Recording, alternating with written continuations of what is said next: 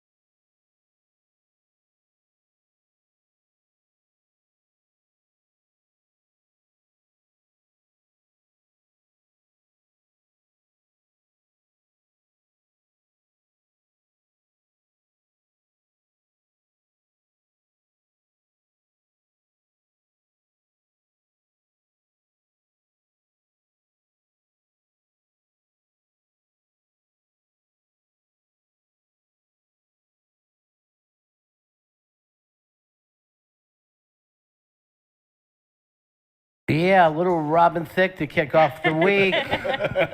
It's the Bennington Show. I'm Ron Bennington. There's Gail Bennington. Yo. I am Ron Bennington. So much to jump into. We got a major, very cool unmasked announcement in just a couple of minutes. You want to jump on this one fast because it is with a legend. A legend, and I know because I saw the T-shirt the other night. Vito, is there any front runners for Song of the Summer right now? I know Maroon 5 just put out a song with Cardi B, and like it's a possibility. I thought it was going to be the Cardi B with the other kid. The Spanish J Balvin or something like. I like it. I like this. I like a big Song of the Summer, but I like a Song of the Summer that 100% of the people can sing along with, from tiny babies to elderly grandmothers that are having their last summer. I want them all to be able to sing and dance along to that Song of the Summer. Yeah, it has to be one that is timeless. It's timeless. It should be coming out of cars, out of tenement windows. And I feel like it has to be a must play at a summer wedding of that year. Good we're call. like, even if you're into like different kinds of music, we're like, well, we got to play the crowd pleaser of the summer. Everyone will get on the floor. I believe some youngster should be making out with his gal under the boardwalk and hearing this and thinking to himself, I'm going to remember this moment for the rest of my life. Song of the Summer, soundtrack for America. I want them to take that song and put all the goals from World Cup on it. And I'll be like, That was the best summer of our lives. when LeBron announces where he's going, I want this the song to be as he's walking out. I want to see Jimmy Fallon dancing to it with the star, just co-singing it. I want it to be that popular. I want it to be so damn popular that all of us will remember it forever. Yeah, it has to be one. It's important. That you're like everyone's like arms around each other, singing in each other's faces. Yeah, before you get on the bus that takes you to fucking boot camp. You know what I mean? It's that thing where this is our last summer before college. Yeah, it was before the death of innocence. Yes. Just as the song's ending, for the first time ever, you start shooting heroin. That moment, that thing, that matters. All right, we got a lot to get to today. I guess we announced the unmasked right off the bat. This gentleman was the centerpiece for what's now being called the Roast of the Year, and you can buy that. Chris will let you know in a couple moments. But it's the legend himself, Mr. Rich Voss. Yeah! Woo! Mr. Rich Voss. There he is in just a fantastic little hat. The other night I was with him. He booked me a big gig up in Napanock. Got to see my face on the side of a catering truck. Oh, that's huge. Yeah. That is really one of the funniest moments of my life. But we performed in a tent, and those people that came out, it was so much fun. I guess the razzing I gave them about living there. They took it all in stride and knew that I loved them. Napanock. Is that the name of it? Napanock? I don't know, because those little villages are all right next to each other in the Catskills, and you can't tell the difference. Yeah. But there was an abundance of Trump signs and Hasidic Jews. It's the Catskills. There's little enclaves of Hasidic Jews there who do not dress for the summer. I mean, on a hot day like that, a big fur hat. And I felt bad about this. We didn't draw one to the show. Not one Hasidic. They don't they mix. have their own entertainment. They don't mix. No, they don't normally like They don't even mix with what we call regular Jews. No, they don't at all. They do not. And I always say to my Jewish friends, they're like, what are they? And they're like, I know as much as you, man. I have no idea. They don't have a lot of insight on what they do or any of their rules. I have one friend who has an Orthodox Jewish, part of their family, and they don't even know what they do. They're just like, I don't know. They do some crazy stuff. I'll tell you this about the big tent revival I did. And there's one thing that I think makes comedy. Canvas. You got to be surrounded by canvas. So I'm on the stage, and it's great. I mean, it's a packed house. They'd all been to the buffet. Not one person didn't do buffet and comedy. So it was a hot night. But they had the flap open. There was a big flap so we could get a little air in there. And I'm looking through the flap at my car. And I'm just like, make a run for it, dude. Just go. But it was oddly great. JJ Comedy put that on. James does shows all over, and they're great, and they're fun. And he's got Bobby Kelly coming up later on. Bobby was on the catering truck with me, as well as Artie Lang. Nice. So, yeah, Artie Lang's going to be there later. During those dog days of August, I believe.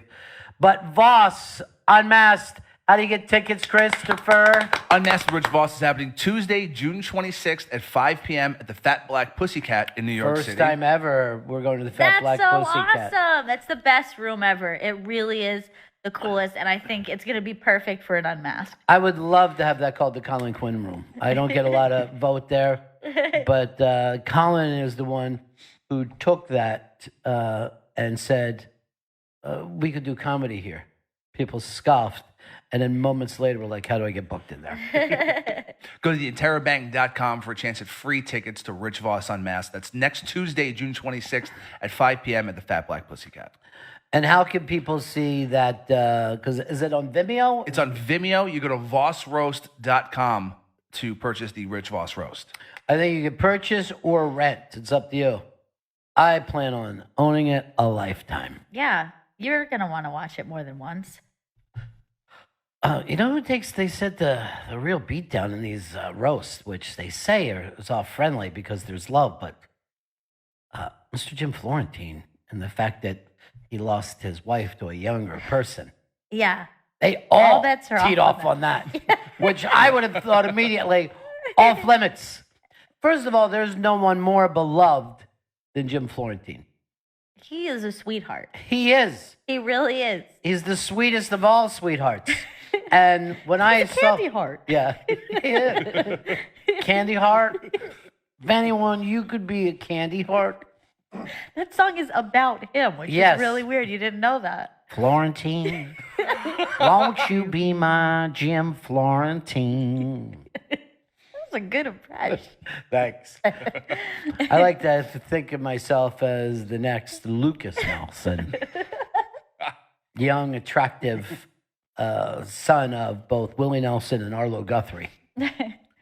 Candy heart.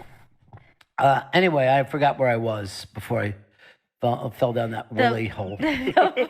You were talking about the roast. Oh, the roast. And how they teed off on. You and I, they've edited us down to an hour, so I'm already concerned about that. Yeah. Because when we got there, and we showed up for the party, right? They were like, okay, there's a roast, and then come to the after party, and we're all going to have a giant cake for Rich. And we I forget what we were doing, but we said, well, we could definitely make the party. Yeah. And also, I didn't want to steal. I hate when you have that feeling that you took a ticket holders. You know what I mean? Sell that. Yeah. So anyway. I'll stand in the back. Yeah. Gail and I show up for this, and it was probably a little more than halfway over. And this is when the show should have been done. And then everybody slayed. Everybody killed so much that when it came to, I think Big J was the last person. I'm like, dude, I don't know. That's too much. How many laps are in one room? And then Big J killed. Then I started worrying about Voss. Yeah. Following that, 3 hours in, Voss kills. You just get worried, is the well tapped here? Yes. For jokes and just energy. Because everyone was rolling. Yeah. Every minute we were in there. It was just an uproar. By the way, I found out something the other night as I was in the Catskills. The UFO most visited site is in the Catskills. Did any of you guys know that? I had no idea, and I've been up there many times. I didn't know that was a thing. A place called Pine Bush. Oddly, I met two ladies that were together from Pine Bush. Boy, did I have a run at that one, everybody. I also met 2 prison guards who had fallen in love in a prison that you could also see from the tent. How? It was right over there. And I'm like, first of all, I'm like, what kind of co-ed, because they said they met in prison. I'm like, what kind of co-ed prison do you have up here? I met the chief constable. I pretty much met everybody in the town. Wow, it sounds like, did you get the key to the city? I got the key to the catering truck. I'm going to tell you something. So it's one of those occasions where please help yourself to some nice food. And Voss, when you're working with him, he always has the food, takes a little home. What do you need? I just don't want you to roll over it. Don't worry about such things. That's what you were worried about. Yes. Look, we have people that can do that. You're 19 months pregnant right now. You need to stay in that chair. She could go at any second, Chris. Tear up some sheets, boil some water. Got it. The water boiling is so important. Yeah, and then when you get the water boiling, just drop some eggs in it, and we're gonna have egg salad while we're waiting for the baby. Babies love eggs. Delicious. I forgot where I was. Pine Bush. Where I was. Voss ordering food, and he's going to be the next Unmasked. Rich Voss. That's Tuesday, June 26th, 5 p.m. at the Fat Black Pussycat in New York City. TheInterrobang.com for free tickets. We wanted to do this for years, by the way, with Voss, but we had to wait till he had something to push. And he has this, and he just shot a special that had never been done before at a 12-step meeting. Camera spins around. You see all the people who are trying to stay anonymous. Do they blur out the faces? One lady just does this. So Voss is ordering, and, you know, he always, no, I don't want sausage with that sausage. That's not good for you. So he gets some clams and spaghetti and clams. Uh-huh. And then he takes Parmesan cheese and puts them over the clams. Cheese and clams do not go together, right? Are we right about this? No, that's not a thing. Vito, you're as Italian as you get. Would you ever throw Parmesan cheese over your... No, there's sometimes where you got to say no cheese. I would say in most cases, and like maybe if we're talking about some sort of weird cream-based sauce, if you've got a seafood in a pasta, you should not be cheesing it up. I'm pretty sure. Thank you. Pretty consistently. No, you're right. 100% Thank you. right. So that set me off for the rest of the night. I mean, I was just... You were thrown. Yeah, I couldn't follow that. Hey, Jeff, what's up, buddy? Hey, how's it going? I was at the show on Saturday, had a blast. First of all, thank you for calling it a show. I didn't know whether that could technically be called that, but thank you very much. Dude, was that the funnest audience? Like, if I would even slightly fall back into material, I'd say, just that was great. Crowd work, please. Please, back to us. Now, was I correct when I said Pine Bush was the UFO capital, the most visited place on the planet Earth? By you? It actually is in New York. Yeah, they actually have a Pine Bush UFO festival, and I think it happened just a couple weeks ago. Damn it. Dude, we're coming to the one next year. Yeah. Yes. I would love to do like some sort of Pine Bush, Bennington event. Now, UFO related. Have you ever seen a UFO yourself or anybody in the room? Because I have 2 occasions, and then my, people in my family have seen something. Now, it doesn't mean that we're, giant believers. I'm just saying, I saw 2 things that I cannot explain. Yes. I have not experienced it, but I know the stories from my family, and they're very shocking. And again, they're like, look, I'm not trying to be nuts. I'm just telling you, this is what I saw. It doesn't make any sense. Yeah, and I want to point this out. Neither myself or any of my family has ever been anally probed. Yeah. We have not had... No, that's not... Yeah. We have not met the aliens. We've only seen an unidentified flying object, one that physics cannot explain. Perhaps there was a portal a portal to time or a portal to another dimension. That's all I'm saying. But I couldn't tell you how much fun I had the other night, Jeff, and I'm sure you'll see everybody else at the dollar store that was there. So just let them know what a ball it was. The smell of meth lab still has not left my nose. All right, talk to you later, my friend. Peace. Thank you, guys. Have a great day. Bye. I love the idea of this Pine Bush thing because it's very Blaine. Yeah, it's very Blaine, but if Blaine also had an Oxycontin problem. Right. That's why it's hard for people to believe the hill folk when they say they've That's seen true. things, because they're all just dealing with this. The snazzy website. Oh, this is the The Pine Bush UFO Fair website. That looks like a UFO website. well, it looks like a UFO if the UFO landed in 1991. This is Flash Media. yeah. All right. Dude, I really don't- want to go to this fair. All right, this is their motto. Don't keep calm, run. They're coming. I love you guys. I keep going. If this was like, oh shit. This is so cool. Oh, that's Look at the awesome. parade. Dude, we gotta go next Oh my year. God, this is the best thing. And what it says above this, we are ranked number 2 in the world for best UFO festivals. Like, there's another one out there that might be more fun than this. but Normally, this normally most people say we're the best. Yeah. You know, you've tried the rest, now try the best. They look at how fucking great this This is though. really cool. I can't wait to bring the baby next year. Teach her all about UFOs. Dress her like an alien. Yeah, a lot of cosplay. I don't Yeah. think that's cosplay. I think that's Those are real actual aliens. real aliens there. You know who I'd like to get at Pine Bush for this? Former president. Well, either one of the two Bushes. Yeah.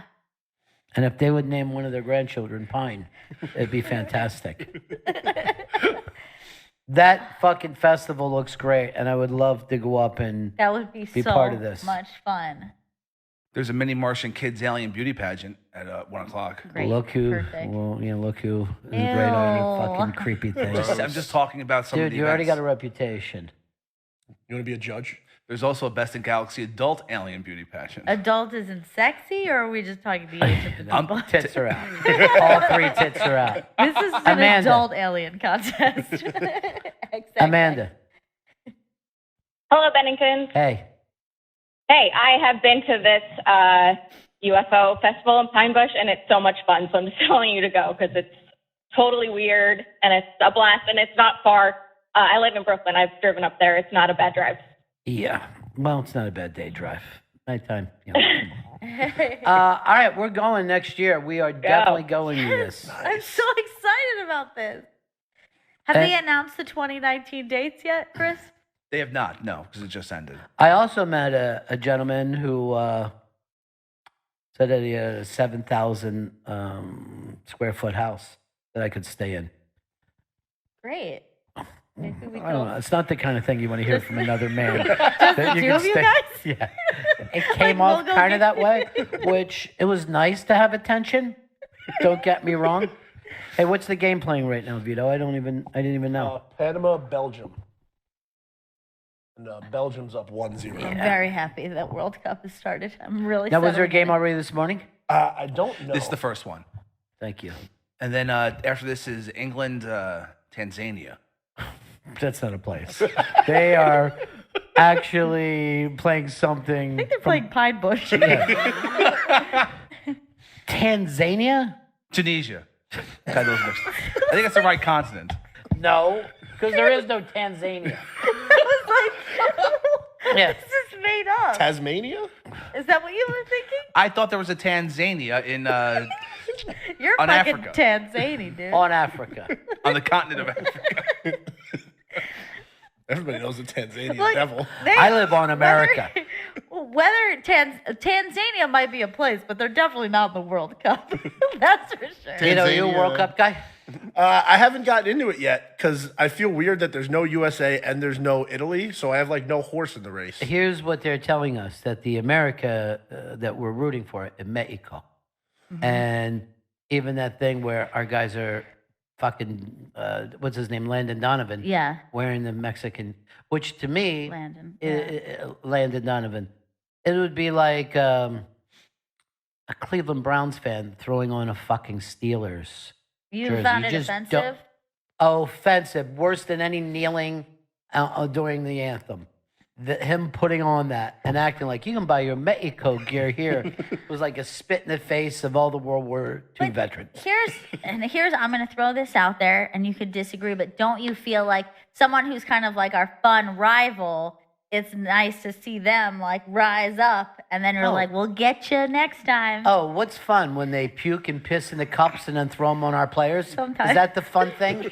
Because I consider that sexual abuse. I saw U.S. play Mexico in the whatever that stadium is in Jersey. MetLife. Yeah. Red Bulls. Yeah, and I went there, and immediately when I showed up, I was there with my brother and some friends, and I was like, "Wow, I really hope we lose." Like I did not expect to feel that way when I realized how greatly outnumbered we were, and I was like, "I don't want anyone to get upset." Can I tell you something? So they're playing. Who were they playing the other day? Germany. All right, they're playing Germany, the champs. They were the champs of the last one. They're actually picked by a lot of people to win this year, and it's in Russia. There were more Mexicans in that place than there were Germans. Shocking. Yeah. The other shock: Mexico beats Germany. Big news for North America's fun rivals, as Gail puts it. I put it as our oppressors from the South. Like President Trump said today about that game, the U.S. will not be a migrant camp. Oh, God. Look, I'll just say this. Come to our country and we'll fucking take your children. I'm going to be as blunt can be. Come to this country, we'll stuff your kids in a fucking bag, throw them in a trunk, and you'll never see them again. This country is heated. It's very heated. Now, and we're not gonna come to an agreement on this. Look, I just got to say this. A good friend of mine and Gail, not so much Chris and Vito, Nick Dipaolo was doing some comedy. I understand because he was on the Mike Caltas show today. And Nick said that he was punched by a woman. I believe she was a libtard, the way Nick put it. But his fucking eye was out there. You saw it, Vito. My eye was out there. I said, Bing, what are you still fucking doing here? Ping, pow, boom. So we'll try to get a hold of Nick if we can to find out if this is just comedy brouhaha. If, Nick took a real punch, or maybe he had a little too much to drink and stepped on the cat and off he went. Ooh, hey, Jack. Jack, what's up? Hey, good afternoon, guys. Hey, Chris is out here giving bad information again. Sweden played South Korea this morning. What happened? Sweden won. Beat South Korea 1-0. Good. I hate South Korea. I love North Korea. Yeah. Any South Koreans coming to this country, we're taking your children. Jack, because of my, and I'm going to use this word loosely, producer, I am going to have to send you into the pretty good prize closet. Yeah. Pretty good prize. It's a pretty good prize. Speaking of which, Jenny Hutt, who is now the queen of eyewear, has sent you some bunny eyes. Let me get a look at these things up close. These are readers that she has started her own. Wow, look at the beautiful thing that it comes in. No, this is amazing. These are so cool. And let's just see you try those on. I so want to tease Jenny Hutt and tell her this is another crazy idea, like her Whatever Land. Those are incredibly hip. Then you tilt it. Yeah. So let's say you're sitting like this and you're reading, but you're also watching TV. Yeah. Now you can tilt, read your book, whatever. And Well- then look at this. You're getting your hair done. You're doing something. You're cooking. Maybe you're not wearing. How did them. you even know how that worked? Because I watched the tutorial video because I was so impressed with the release. So, This is Sharks, who wants to see their way to some profits? Wow, these are strong, Gail, because I can read with them. Yeah, no. She put some stronger ones in here. Cool. And some lighter ones. Lighter ones for you me. who are just at the beginning of your reader days. Yes, it's just begun. Vito, go over and do the pretty good prize, the young intern. Who's in today? Sydney. Sydney hasn't had experience with that. Send Sydney in for a second. I'm going to find out how she got back and forth. She's coming. I find it thrilling that she is trying to. Well, I could literally wear these, Yeah, she put in some extra for. but these that are gal stronger. glasses. Later, come. No, yeah, she put that one in there because it's the most masculine. But these are the ones I picked out because I thought they were the coolest I had seen. Sydney, good to see you, buddy. Sydney, Now- do you like my glasses? They're so cute. Yeah. Yeah. Bunny eyes.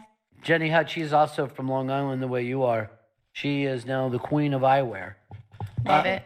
I always like to check with you. How did you get in and out of the city? Are you doing well with it? I'm doing well. This morning I took the train in. Tonight I'm going to stay over, and then I'll head back tomorrow night. Did you take the subway or a cab? Walk. You walked. I don't mind it. No. It's less than a half hour, and it's nice out. Yeah, it is. It's beautiful. And yes, the whole reason to be in New York City is to be on the streets. I tell that to tourists all the time. I go, look, don't worry about your transportation. Just There's being new out on the sights streets. everywhere. Yeah. I love it. You always have the opportunity of a mugging, a rape, Assault, general assault. or just meeting the homeless. Let's see Those those. are cute. Dude, those are so Great. fucking great. Oh my god, I love these. These are so cute. I'm so jealous of her and her. I don't even have a side corporation like this. You like the term bunny eyes? I like the logo though. Isn't it really cute? Yeah. And her mom was Bunny. I didn't know that. And then this style that we're both holding is the bunny, but there's like a bunch of like the Sophie, the bunny. Let me try the pink one. And look at how cute. The man could wear pink glasses. I think you can. And look at how cute her and her sister are. They're not prescribed, are they? No, they're just like These are readers. So they're just Okay. like a light. Pink glasses on a man. I didn't see neither one of you reacting. Thank you. I feel like it's good. I like They're it. meant to be in pink. I'm going to wait till she makes Some dude man ones. glasses. Yeah. But show how they click around. Show all this stuff. So then you're reading. Yeah. You're watching them That's like this. awesome. It's two Then in one. also like this, because they came up with a concept. Her and her sister came up with a concept because they were getting their hair colored, and they were sitting there and they couldn't have their Right. glasses on while their hair were, but they wanted to read a magazine. So they were like, I wish that you could hold your glasses up like this. That's genius. And that's how the concept came out. That's genius. Really, really makes me mad. I know She's it's got. really She's going to be a smart. billionaire. She really is. Yeah. This That's is amazing. genius product, and they're really cute. They're really. Well, you know what? They have that. Wow. Style. I mean, style and design is everything to those folks. Look at how cute these ones are. She's too sweet. Do they only sell from online? Yeah. I think so Yeah. right now, but They just launched like last week. by the way, you'd be great on Shark Tank. These are really good Shark These Tank are good questions. questions. Thank you. I'll So, think about Shark, who wants to see their way to profits? I feel like Sydney should try these. These ones are it. Green. cute. Yeah. Green Yeah. is my color, Is it? but olive green. Because your eyes are green. They're so cute. Yeah. Dude, look how Oh my cute God, you those look are in so that. cute on you. Yeah. You should. think? Round. You could be an eye model. An eye model. I'm furious I don't have my line of something. I came up with an idea for elevator chairs. I don't know Okay. whether, yeah. I like it. I just felt like that way we would know how many people should be at the elevator at any given time because hey, there's no more room. There's no more chairs. Elevator chairs. Who wants a lift? The profits. So The only problem with that is that it's taking up too much space when you're because I want to take up space. I Okay. don't Because you want to want less pack. people on the I'm not. elevator. I don't want to be in there like so much chattel. that's a good point. Which one's better on me, the pink or the green? Let me see the green again. All right, I so love the here's pink. pink. First of all, I love the love the black. pink. I love the pink. I know it's kind of cute. Because I told her I like the black one, but then she was right to put a pink one in there. She knows. She's very stylish. Can I just tell you something? The pink is fun and cool, but those green ones are fucking gorgeous. I know they're really pretty. You know why? They're like Coke bottle green. Yeah. And nothing is better than a Coke She bottle. told me that was her favorite of the ones. The green? ones, yeah. So jealous of her. I know. We gotta have a Shark Tank. Well, let's see if she ever gets her picture on a catering truck like I did over the weekend. All right, I've been like thinking about a Shark Tank thing recently, and I think that maybe we could all get together. Okay, we need an invention for it's summertime, right, Sharks? Yeah. It's summertime. It's hot out. When you apply a powder to your privates, there's no good way to do this. Right. So you need some sort of device that's like an upside down umbrella. You pull the string, it shoots the powder at your vagina, balls, penis, or asshole. So this would explode like a little confetti Yes. popper? So you put it's like a cup. Yeah. You put it over your crotch. Yes. You shoot the powder up, whatever powder you choose. Yeah. Whether it be like baby powder. By the way, look at all the fat guys leaning in. Yeah, they're Fat really guys, interesting. Because You powder up in the... I have to, yeah. I have to. What do you use? I use like Gold Bond or whatever. yeah, the guys use a lot of that. Gold bond on the inner thighs. You know, you take like two erasers, Dude. two big chalkboard erasers, and just I'm telling you, as I a have pregnant LeBron come in and smack his hands together. I use a cornstarch that I put a little bit of lavender oil in because I'm natural. But you fill it up, shoot the powder at the vagina, balls, penis, or asshole, whichever you choose, Sharks. Now, you're going to have a hard time pitching this one on TV. And the other thing, it's going to be a purchase that people are embarrassed to make. No, because here's the thing. You know who made tons of money? The people who made like poopery and all that I stuff. didn't know that. How are you going to display it? Yeah. I know. Who's going to model it? Maybe I can get Jenny Hutt over. First of all, I'm going to pitch every idea to her. Oh, she, yeah. she knows how to get something off the ground. Because you should see the cute video that they made for Bunny Eyes. I would like Yeah. them to do the same for this project. Now, Vito puts this on his crotch, but what he puts on is powdered sugar in case a little later on. All right, you know the German coach that picks at himself and then licks it? I hate him, and I actually have a problem with the team because of him. I watched, I think, is it called Get Up every morning now? That's Yeah, Get Up, yeah. the new ESPN. And they focused and stopped on every part of it. And I literally had to change the channel. He's so vile and so disgusting. This has been going on for many years now. It's a first of all, it's a mental problem. The man, this is like being mad at somebody with Tourette's. It's a form of Tourette's. It's so disturbing to me, and I hate any time that it's brought to my attention. And yesterday, I was over at your house. He pops up on the TV while I was sitting there with my brother, and I actually covered the TV with, because I can't even look at his face if he's doing nothing. He was just in an interview. I'm sure he wasn't going to do anything. He went from on the ESPN today, a butt pick into a finger sniff. Oh. Here's the things he does: nose to mouth, crotch to mouth, butt to nose, crotch to mouth, back to butt to smelling it. I don't know what he's doing. It's so like I can't talk about Again, it. he has a mental disorder. I understand, but I can't. I can't cringeworthy. Yeah, it's so I bad. know, but so is somebody who's like dropping the M-bomb because they're fuck, M-bomb. Fuck, it's the same thing. They have the same problem. He's not doing it just because he's gross. He's doing it because he's kind of got water on the brain. Oh, God. Now, I told you I saw the picture of Nick Dipaolo. Put this up for Gail from his Twitter, Chris. Our friend Nick Dipaolo attacked after one of his shows. Look at that eye. Sucker punched Birkenstock. And what's it say, Chris? You're just, please, intolerant twat, free speech. Now look at that eye. You got to Holy click on shit. it, Chris. There you go. You're learning to use social media. Look at the knot on that thing. Yeah, That's huge. It Yeah. looks like someone really got him. They got him. He was on the Mike Calta show talking about this morning, and friends of mine from Florida alerted me to this. We have Nick on right now. Nick Dipaolo. Hello, kids. Hey, how are you, pal? Pretty good. So, this is not a comedic ruse. This actually happened? Yeah. At the Levity Live Club in West Nyack. Now, Father's Day. yeah, you're on stage Yeah. doing your act. And did this happen when you were getting off stage?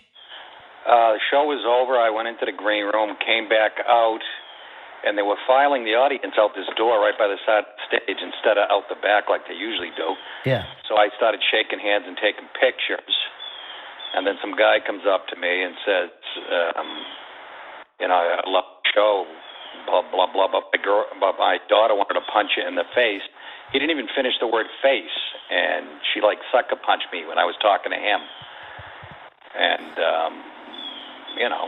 she was... What was his reaction to that? Like, did he know it was coming? That's an important question because if I do take this to court, and I'm not a litigious guy, but somebody's got to fucking draw a line. So, it's weird because he didn't go, hey, what are you doing? Or try to stop. I don't think he had any reaction at all, which I said to him the minute I got hit, I looked at him and go, what is this, a setup? And it was very weird. And there was plenty of witnesses and there she is. She looked like the poster girl for Occupy Wall Street, naturally. Well, just a little self-righteous left-wing twat who, she has emotional problems.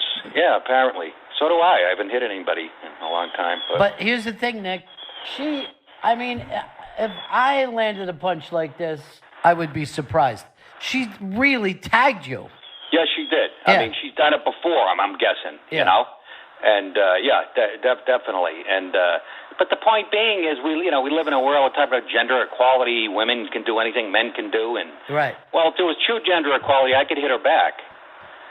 That's when we'll have, and I'm not shitting you, that's when we'll have true gender equality. Where I could pop her in the fucking face and nobody would say anything. But see, here's the thing, Nick. You called the police right away? Yeah, I did. That's the better way of handling Of course. this. Yeah. Of course. And, if it was 10 years ago when I was drinking, I was like William Money in The Unforgiven, It could have been a 10-year-old retarded girl in a wheelchair. I would have dumped her out. Right. I know. But just a poster girl for...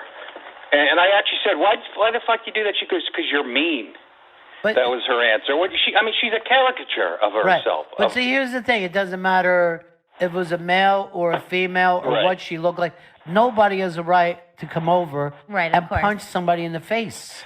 Well, that's what's sad, because, you go on Twitter and social media, and there's actually millennial fucking douchebags who think it's fine. One kid goes, Jay, you talk shit, this is what happens. And I said, I wasn't talking shit, first of all. I was telling jokes. And even if I was talking shit. 100% agreed. Yeah. Even no matter what you were saying, one adult doesn't have, or even they don't let children hit each other anymore. Right. You just can't do it. And also that, whether you agree with someone's politics or not, there's shitty people on both sides who would do things that other people who have those feelings would not do. But also, it doesn't even have to do with politics because he's doing a comedic act. Of course, right? yeah. You know what I mean? But it does because, and I know you'd like to equivocate and say both sides, but for every one incident like this where a righty hits a lefty, I haven't seen that yet, by the way. Right. I haven't seen a straight white comedian sucker punch a female comedian or a gay comedian or a black comedian. Let's not pretend it's going on equally on both sides. Yeah, but none of that even matters. None of that even matters. You have the right to do your act and not be hit for it. There's no doubt but it matters because one side doesn't agree with that right now. Now. Well, I would always say this, and I know this because I don't know whether you boxed when you were younger. You never want to fight a lefty. It's too awkward. Southpaw? No way. Yeah, they come in. I go, no, not doing it. So it wouldn't have mattered this time though, because it was a sucker punch. But like I said, her old man's, her father's response is weird. I don't remember him jumping in and go, "What are you doing?" or trying to, Right. he just stood there. I look right at him. I go, "Well, what was this? A fucking setup?" And then after, can I talk to you next? I go, "No, not without a fucking lawyer." I said, "You better fucking lawyer." And again, I'm not litigious. I hate that, but it's to make a point. Right. I'm not going to win if this goes to court. What am I going to get? I'm going to win a pair of sandals and a quart of soy milk. Fucking. Well, none of that even matters, Nick. None of that. You know what I mean? It just. Yeah, no, I agree. You have every right to.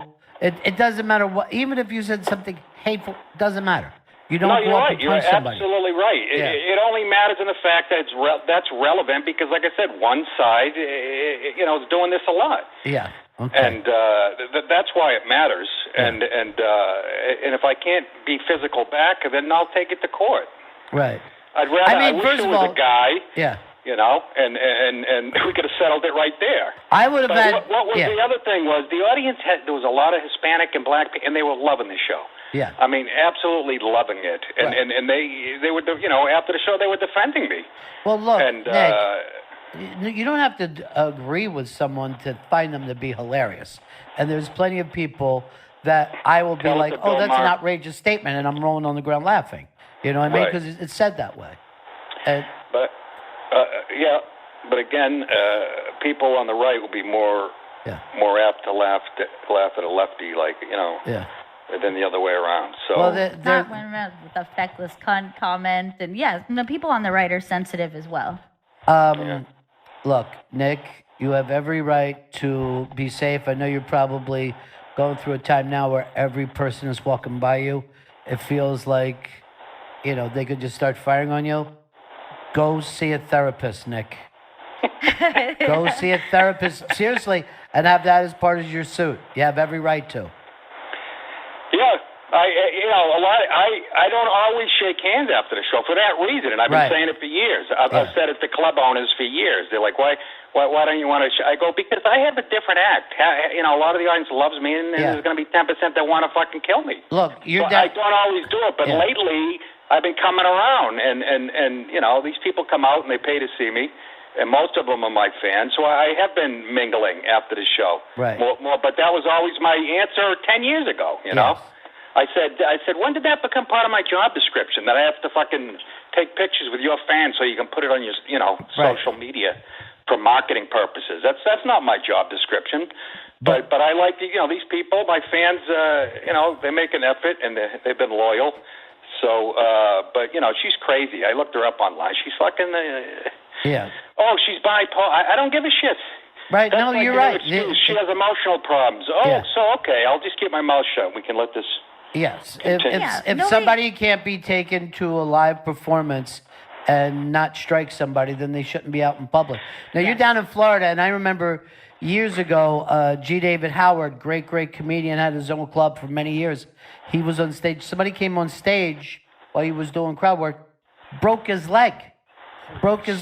He propped himself up on a stool, finished the show, but his leg was broken in 3 or 4 different places. That was the Italian owner, wasn't it? Yes. Well, now he knows to pay up. But it's just unfriggin' believable, Yeah. man. And again, like I said, it was very creepy. The way it was a perfect distraction. I'm looking at him and his reaction after the old man. I put it together right there. Literally 2 seconds after it happened, I looked at him and go, what was this, a fucking... And then he tried to come up after. And it was nothing like that. I was laughing at you as much as anybody. And again, it's speculation on my part, but he's the one who said, my daughter wanted to punch you in the face. He's the one who said she had emotional problems, yet you still, brought her up. That's somebody who shouldn't be in a comedy club. Yeah. No. I mean, a decent lawyer could have a field day with that. Look, if you're going to bring her there, you got to keep her on a leash because she can't be around other people. Nick, I'm sorry this happened. Me too, Nick. And you're a hilarious man, and I wish you all the best, and I'll see you soon, Nick. Thank you, guys. Love you, Nick. Nick Dipaolo, everybody. Nick Dipaolo. The picture is up on Twitter. I don't know whether we retweet that. Is that how that works, Chris? Yeah, we'll retweet it. What do? You got to call Twitter and say, we'd like to have this put up? in a I'd like retweet situation, or do I have to go down to the local drugstore and get them to remake this picture for Now, me? what are my quote retweet Yeah. options? Look at that mouse right there. I know, it's pretty. Well, like seriously, She if I landed that punch, I'd be bragging about it. You know what I mean? Because you gotta hit somebody right. You know, like you can punch people in the face all the time and not give them a black eye. Oh, it's annoying. People would say stuff like, "I thought you hit him," and I'm like, "Yeah, I did," but. Or like on the flip side, you could get hit in the face, and then it just like looks like a little redness, and you're like, "Oh, I really got hit." No, I really got hit and it hurts. But you can tell. Look at that mouse right there. Yeah. I wish he would have shaved before the picture, but that has nothing to do with it. Yeah, Nick does a salty act. There's no doubt about it. Absolutely. There's a salty, salty act. And, you know, there are people who could disagree with the things that he says and still totally find him hilarious. And there are people who are too sensitive to do that. And if you're that person, I would encourage you not to go If see you're Nick overly live. sensitive, don't go see Mateo Lane for that matter. No, Every that's- person on Monroe Martin, every person that I love says at least one thing that is going to be a little cringy. Yeah. I went to fucking see Jerry Seinfeld, right? And he's like, "What's the deal with buttons?" I'm like, "I have buttons on my shirt. I don't wear buttonless shirts, okay? I hope don't you want to pull punched him. things over. I'll tell you the deal with buttons, sir. Ping, pow, boom. You should have seen his eye, Chrissy. I mean, I have a right to go out with buttons and not feel like a freak for it. I don't like buttons so much. I once had a dog named Buttons. Look, I got news for you. I don't know who this person was. I'm just, for once, glad that this didn't take place in Florida. You know what I mean? Every nutty, violent act seems to come out of Florida. Not this time. Fucking Westchester. Is that where Levity Live is? Yeah, West Nyack. It's a nice area. It is, yeah. It's very upscale. Very cosmopolitan. I keep my boat up there in that part of the woods.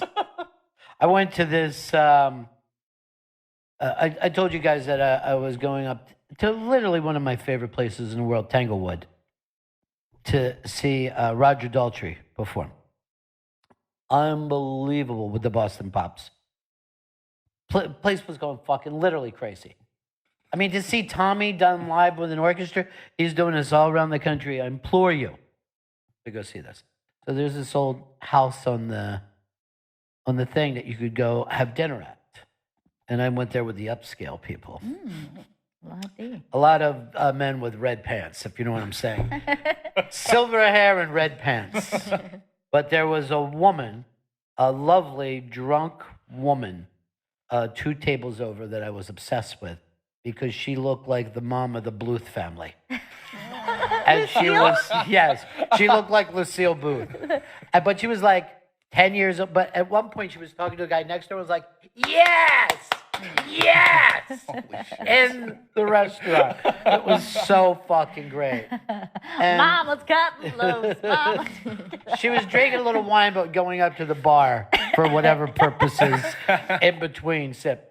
And she was with a wooden log. This guy never said anything, never reacted, and he's with a mad woman. I'm going to tell you something about Lucille Bluth. There's something kind of sexy, like older lady sexy about her. 100%. Wait, Chris just gave it. Yeah. Yeah, I think she's very sexy. Okay. No, look, she was loud. She was obnoxious. I didn't go over and punch her. See, you're good. If things go my way, that woman who punched Nick, and by the way, I don't like anybody more than Nick. And I don't agree with anyone less than I do Nick. And me and him can sit and have a great time and disagree. And a lot of his best friends are raging progressives. Of course. Some slightly progressive, which Nick takes as raging. But this woman that struck him, I would have her separated from her children. Really? I don't think that's... This isn't a migrant camp, okay? This is not a migrant camp. This is USA, as we're called. Chris, how could you have fucked up and cost me a prize today by 9? No, I knew they play every morning early. Then there's like a kind of a midday game, and then an afternoon game. I know this. It's happened every single day the same way. I know. I screwed up. I was looking at the schedule. I disregarded the early game because it wasn't coming up. That was my fault. Oh, you should have left it. Your fault. You got some stuff here beside your eyewear too. I don't know what that is. A little present for you. Let me see. Gail's gonna have a baby, so people have been so nice and sending little things and So sweet. yeah. First of all, this card is so cute. Yeah. It's raised. You know, it's like raised up. It's a good show. I don't know what to say. Oh, this is from Shreka. So sweet. I love Shrek. So sweet. This is weird, though. She writes, I think it's really awesome that Birdie is getting a cool baby sister. Wishing you all the best. And then, do you find this odd? I find myself incredibly attracted to your father. That's a weird thing. Shrek, that's a weird thing to write in a card for a baby. First of all, little sister for her and big sister for Birdie. Oh, Birdie got a little something to wear. And I love this from the desert. Little cactus onesie. So sweet. I love that too. It's really cute. That is so cute. I've been to the desert on a horse with no name, and it felt good to get out of the rain.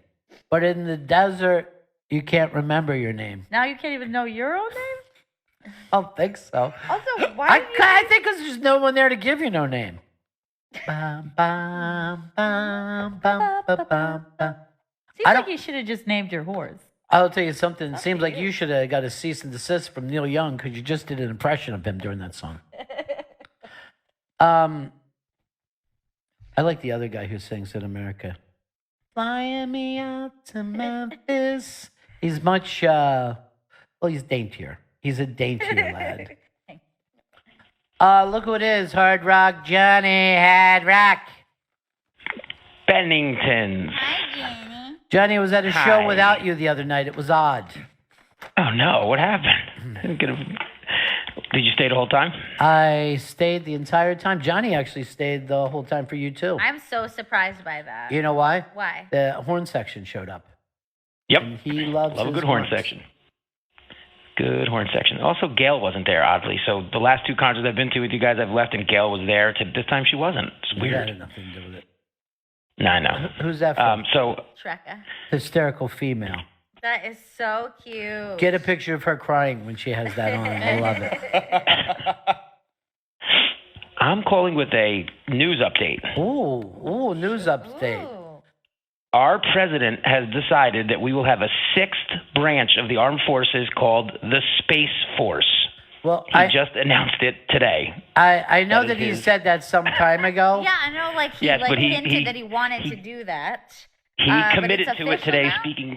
He's committed to it today, speaking at the National Space Council meeting, that we are going to have the Space Force, and he said it will be equal to the Air Force, equal but separate. I think you should look up where that also was used Separate but before equal? in our. Yeah.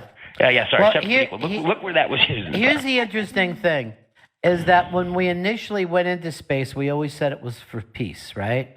And when we went to the moon, we're there for peace, and this was going to be so to say that this is a branch of the military. I mean, it's why NASA was not in the military to begin with. Yeah. That we wanted to say, hey, this has nothing to do. Don't worry, we're not up there to shoot lasers down on your planet. So it is kind of a weirdly big deal. Yeah, it is. And it's called Space Force? That is, he said it will be called Space Force. Space Force, mother.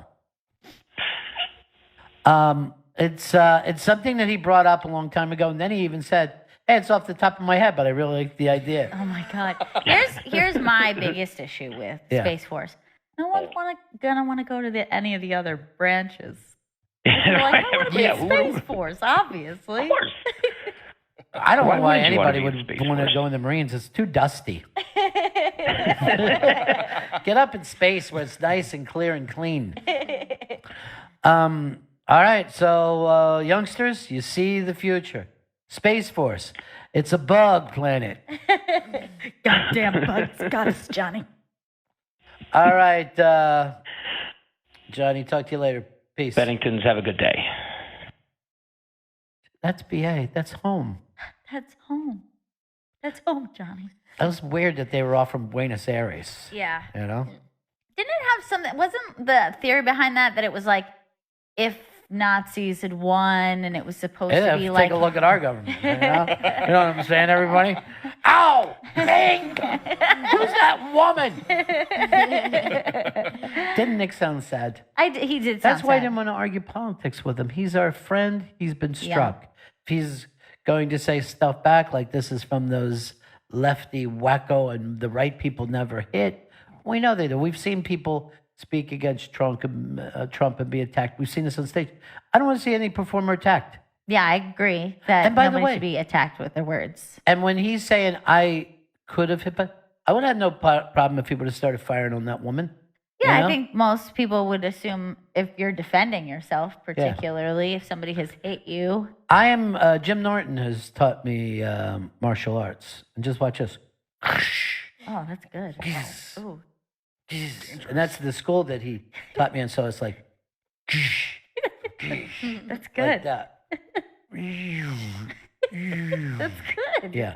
That's really good. I wish you had been there with him then. The thing is, when I joined the Norton school, I didn't think he was going to just keep using me as a punching bag. I want to learn, not just keep getting thrown. What if he would have been wearing glasses? Oh my God, you never Glass hit breaks goes into your eye. Yeah, never hit a person with glasses, And then especially bunny eyes. You're walking out of there, you look like such a dork. Broken glasses, embarrassing. I'll just wrap a little fucking gaze around it, and it looks cool. I think that's going to make it worse. Is there such a word as gaze? I don't even know what I'm just saying. Gauze. Gauze. That's what I want. That wouldn't work. Look, you keep moving your glasses around. No, you Now, know. I did this with shock. Like when he said he was hit, I went like this to everyone. Oh my God. That's really great. That's crazy. That's great. It's good because, like, really, like, you know what I mean? Like, you could really punctuate a sentence Yeah. with it. You know the ones that you put down like that? Go ahead and put it down Yeah. like. So you say it's for when you're getting your hair done? Yeah, or like, I don't know, for some reason, I don't know, maybe your hair is They, wet. here's what they say on the website. It's good if your hair is getting done or cosmetic surgery. Oh, perfect. Yeah. You don't even have to hold it if you have a good nose for it. Vito, if you got cosmetic surgery, what would it be for? Personality? That's up there. Yeah, what would you want to get, though? You could get anything done.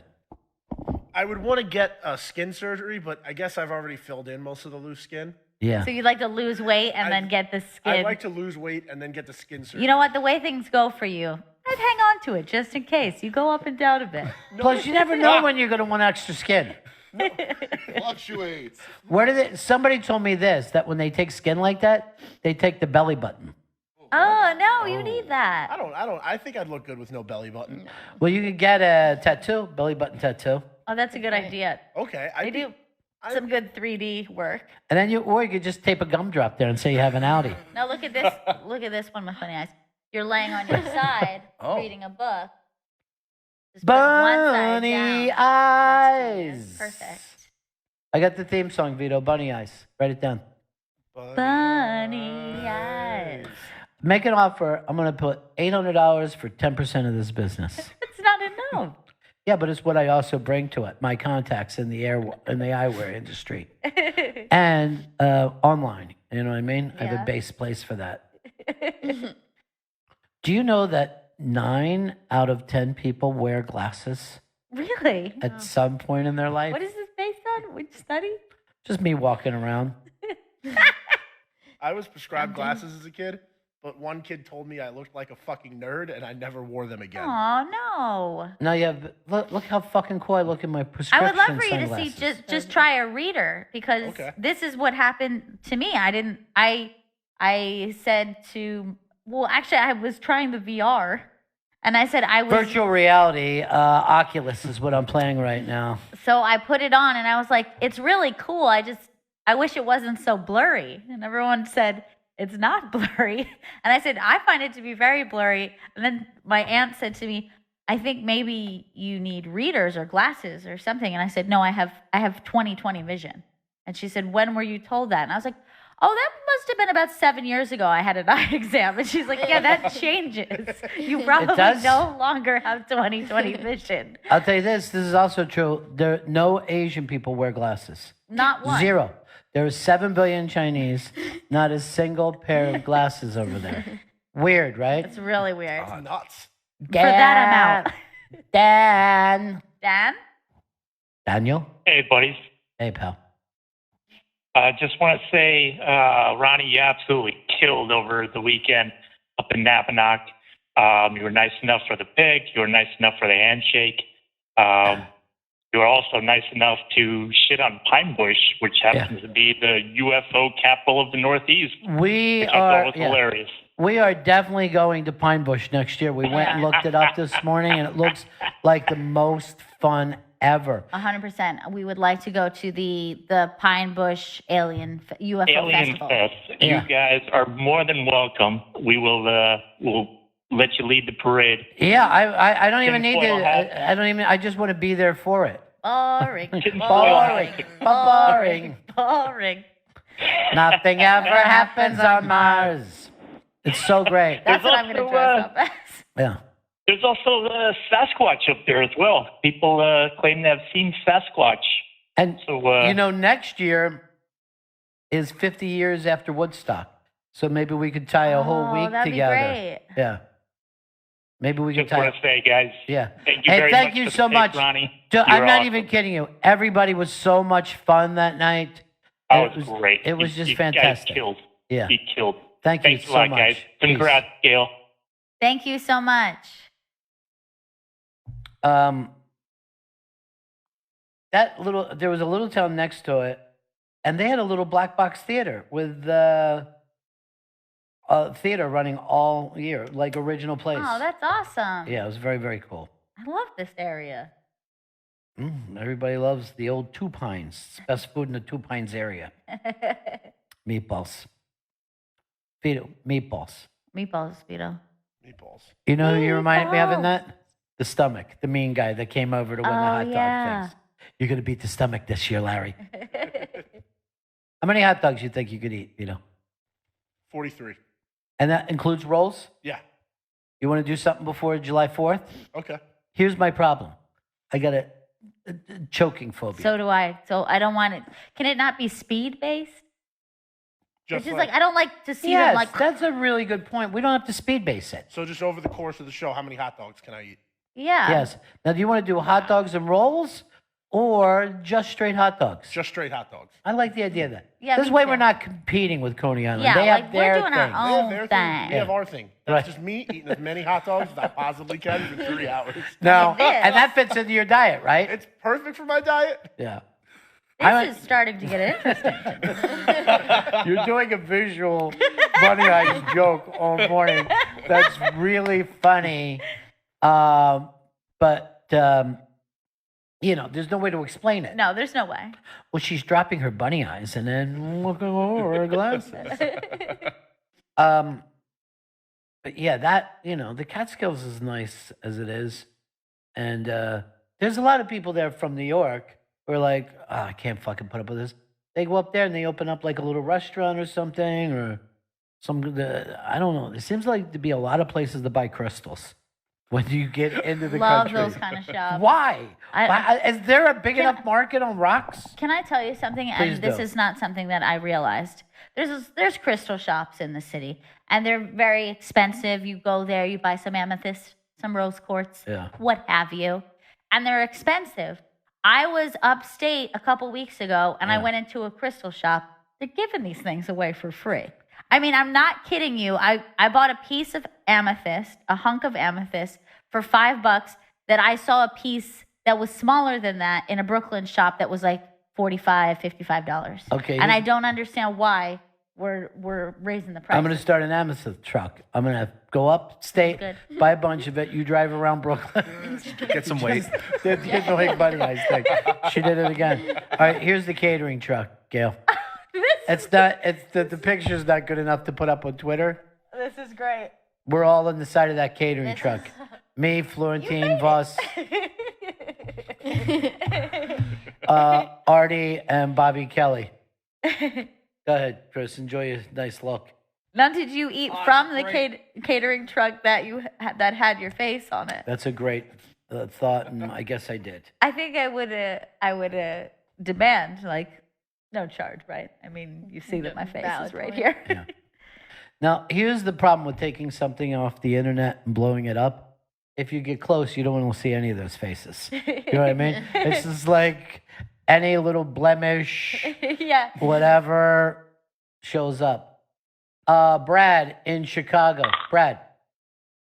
Hey, Benningtons. Hey, First Brad. off, I wanted to congratulate Gail. I haven't had the chance. I've been kvelling and pulling nachas, if I can talk like an old Jew, which is what I am.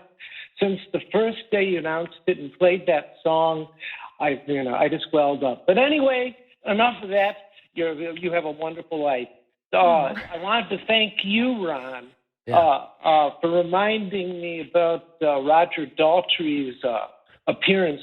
I just scored the very last pavilion ticket at a place called Lavinia, which is a Tanglewood type venue about an hour's north of Chicago. And it's the same venue that I saw when I was a junior in high school. Janis Joplin performed like 3 days or 4 days before she moved on this mortal plane. So I just wanted to thank you. I've been a Who fan since 66. Brad, here's what occurred to me. This is a big deal. So many, I've seen the Who a bunch, but I've never seen so many of those songs because a lot of them are just short clips or set up. And so, it was stunning to me to even think, I didn't have any idea, you know what I mean? Yeah. That I had never heard this little piece done live before.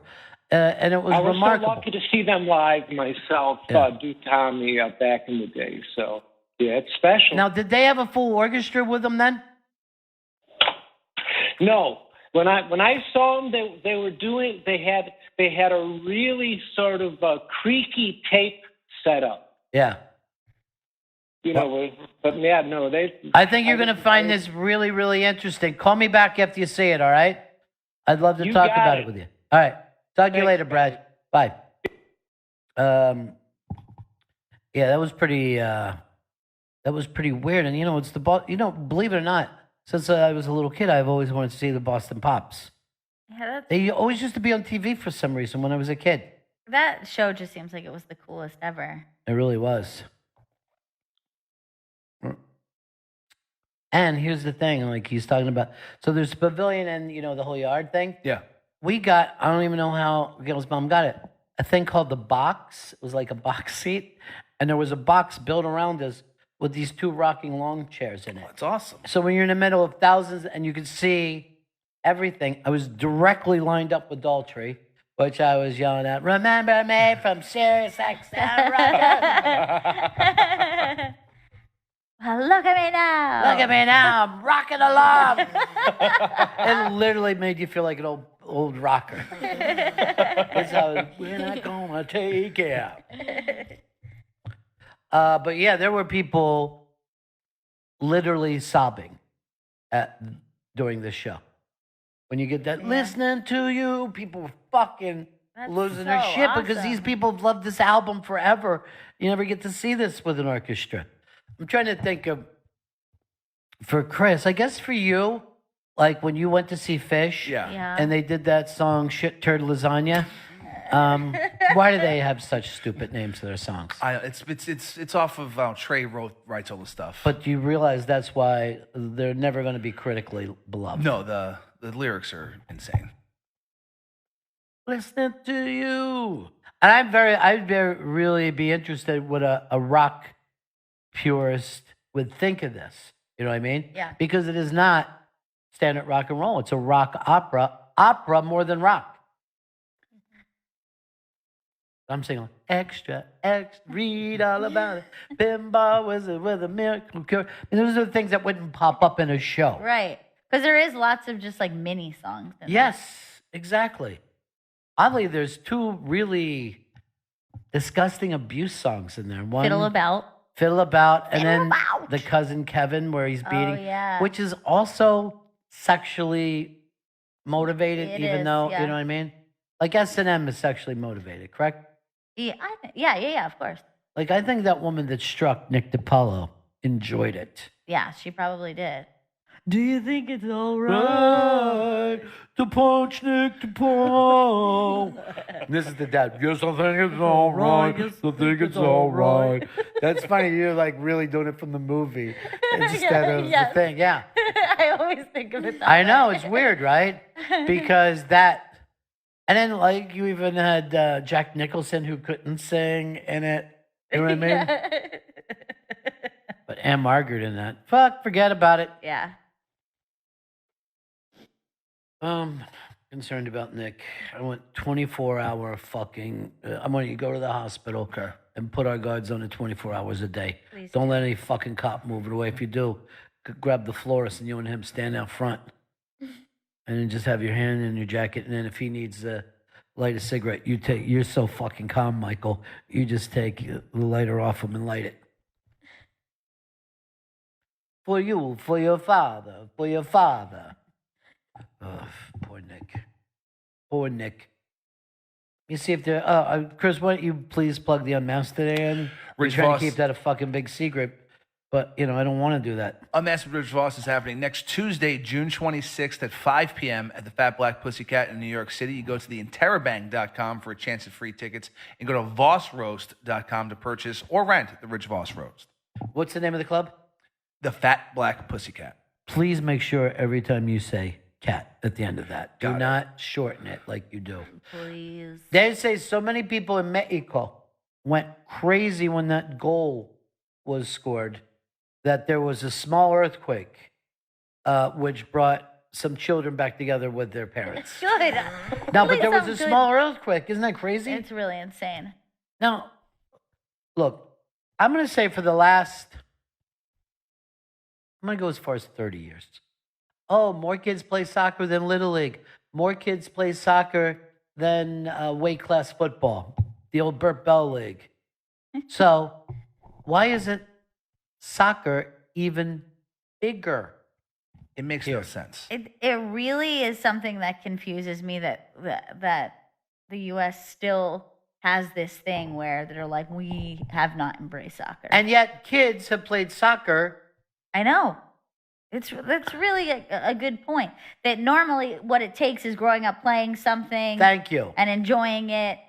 Is it because the dads who teach don't understand soccer? That could be the problem. The issue is that maybe sports viewing comes from the father of the house. And they haven't really had good leagues, although I heard our league is the 7th biggest league in the world. Is it really? Yeah. Well, the United States is a big place with a lot of money. Right. You know what I mean? We get around. I think the Beach Boys put it best. But like, why? We've never had the dedication and love. Not only that, but girls play soccer at like 8 and 9, the same level as the boys. Yes. You know, and it takes a little longer. I never played like when I was older, but I played very young, and I only played with a co-ed situation. Right, and that's how it is most of the time. Most kids don't play later in life. You know what I mean? Now, Vito, do you think Vito played soccer or too heavy? I think he was way too overweight. Goalie, maybe. Couldn't he have been a chubby goalie? You need a big piece of meat in the goal. Chris, go to my Twitter because I just retweeted a video I saw of someone who said that they're convinced that Mexico won because of their grandmother. Look at this kind of dedication. What is she doing? She's going through each player and doing the sign of the cross at the beginning of the game, blessing each player. So serious. I love that she's holding the plate of food while she does it. I'm going to do that before every game. I know. And I was like, we don't care enough to bless our players. No. That's the issue. By the way, that's a beautiful TV. She was so serious, too. And is she that walks away like, like I've done my thing now. She has that like set up. Man, beautiful Mexican women at that team, too.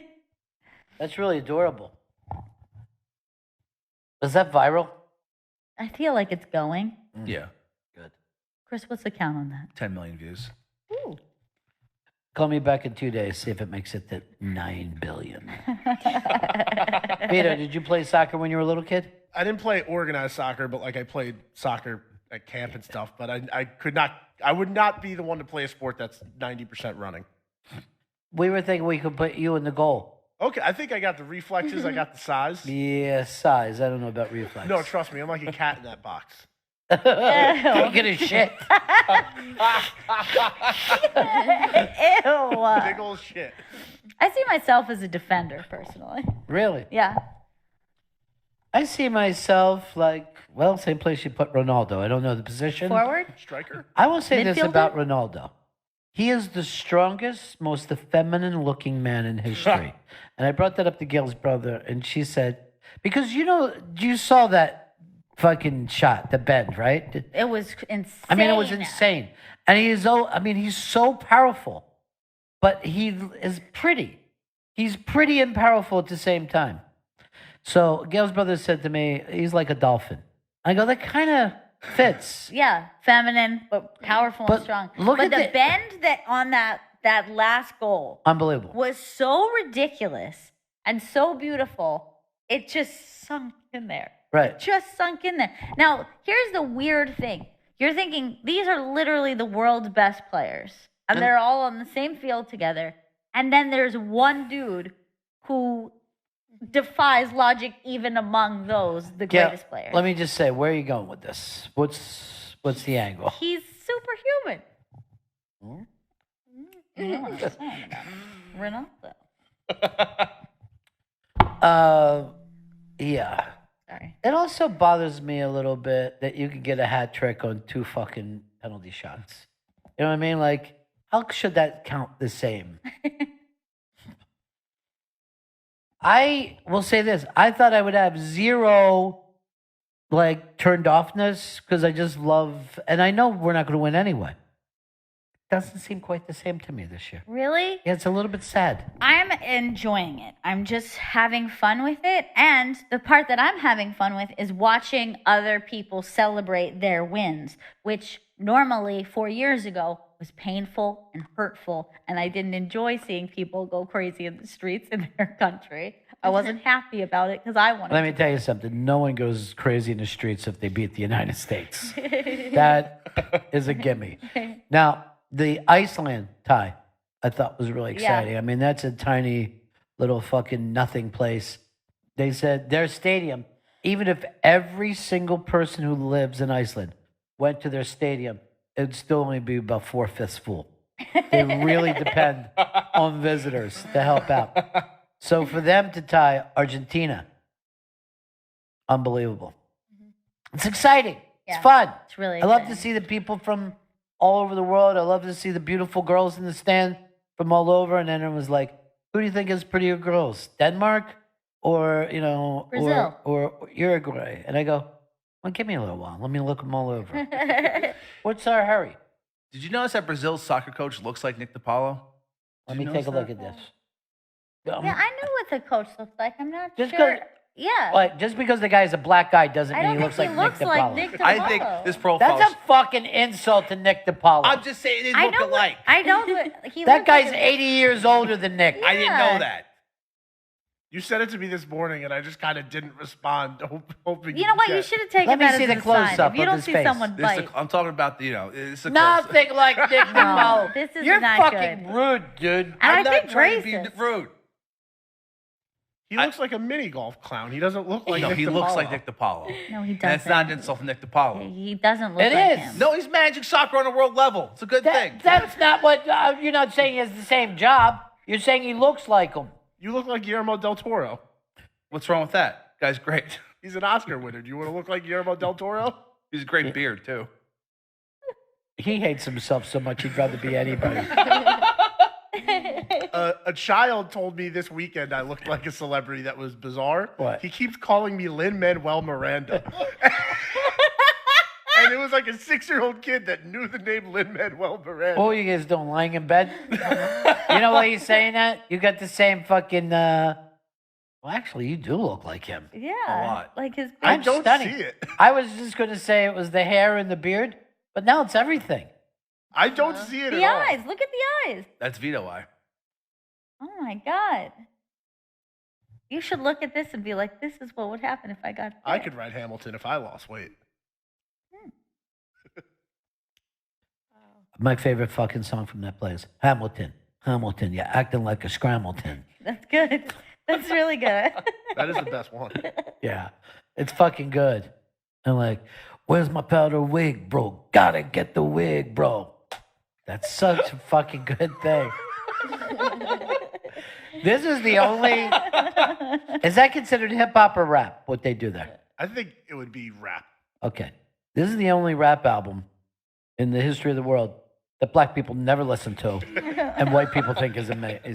None of my friends have seen Hamilton, care to see Hamilton, or have listened to the soundtrack. You think they would, because they're acting like, isn't this great diversity in Broadway? You know who doesn't give a fuck? Black people. Wait a minute, these lights are fucking smoking. Oh, God. Oh, no, that's I'm juuling. I'm vaping. Just let us know if you're going to scare the shit out of us, Chris. Okay. We don't want to be in a burning high rise, like what happened to Trump Tower. Yeah. Stop juuling. Hamilton, you're acting like a Scramilton. I'm sorry, what's a Scrambleton? Just keep up. It's something that, if the kids think somebody's like a little goofy or something, they call him a Scrambleton. All the kids say it. I know that. Can I ask you, are you going to rub the baby that much when it's out of your belly? Well, if she's kicking me in the belly, then yes. You rub your belly like Chris does after he eats a fucking pulled pizza by himself. He's like this. Yeah. I have an alien life force in my belly who's kicking me constantly. And I'm going to do an impression of a guy that you guys don't even know. His name was Berkey. I grew up with him, and he used to do this all the time. So we go like this. Hey, Berkey, you want to go get a cheesesteak with me? You go like this. Yeah, I could eat cheesesteak. First of all, he would never say no, but he would rub his belly and just check for how much room. Yeah, I guess that for more. You know what? Something's going to taste delicious down here. Yeah, I'll put it right here. That's where I was thinking. He also invented the fucking phrase, I go Nike. I go Nike. God bless him. All right, I think it's time for us to take a break, Chris. But before that, could you finally once plug this Unmasked? Unmasked with Rich Voss is happening next Tuesday, June 26th at 5 p.m. at the Fat Black Pussycat in New York City. You go to theinterrobang.com for a chance at free tickets and go to vossroast.com to purchase or rent the Rich Voss Roast. We're making history here, folks. For the first time ever, it's the Fat Black Pussycat Unmasked, and I'm really looking forward to this one, Gail. I cannot wait. You know that I love Rich Voss.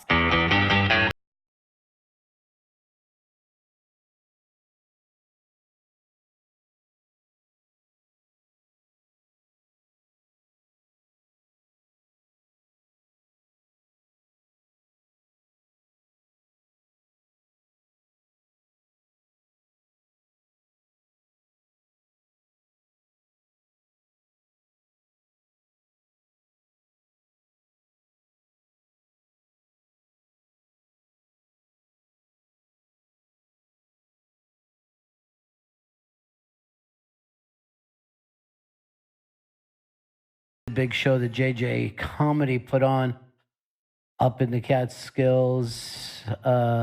Rich Voss and I will be doing an Unmasked together at the Fat Black Pussycat, and that's going to be a ball because he's hysterical, and he's got two big projects right now. You can go and see the Rich Voss roast, which most people claim is the funniest roast, God bless you, that they've ever seen in their life. And also he's got a special coming out soon. So go to the iBang, fill out the form for tickets. And now, you know, with the fact that the stand is down all summer, I'm going to be at the West Side Comedy Club this Friday and Saturday. Nice. I don't know which show. It's Really only one cool. show per night. Yeah.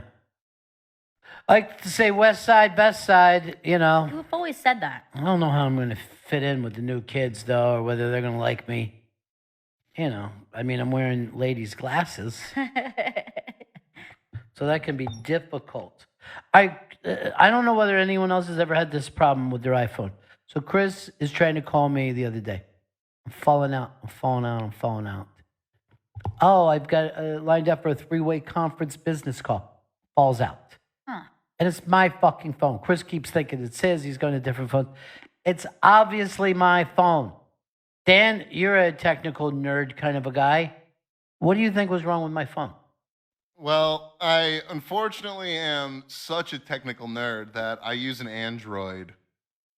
So any iPhone tech, I don't want to pretend. Here's I another know. thing. And all you guys know this.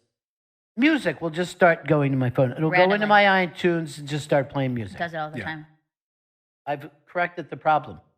The problem all this time, my earbuds were in. When my earbuds are in the fucking phone, I get dropped out calls and the music. I just put it on so I could listen to some music while I went down to the restroom. I was enjoying. Go ahead. I think there is a thing where sometimes there's like a glitch in the phones and that still use the headphone jacks where when you like almost like turn the headphone in the like adapter, it can sometimes like almost like act like you're pressing the, I don't understand it. I don't know. Now, I pulled it out. Now, I don't like talking on just a phone up to my face like a fucking animal. I can't hear. And for whatever reason, my ear and mouth do not line up properly. So I'm moving back and forth. So my life has been, are these people, anybody?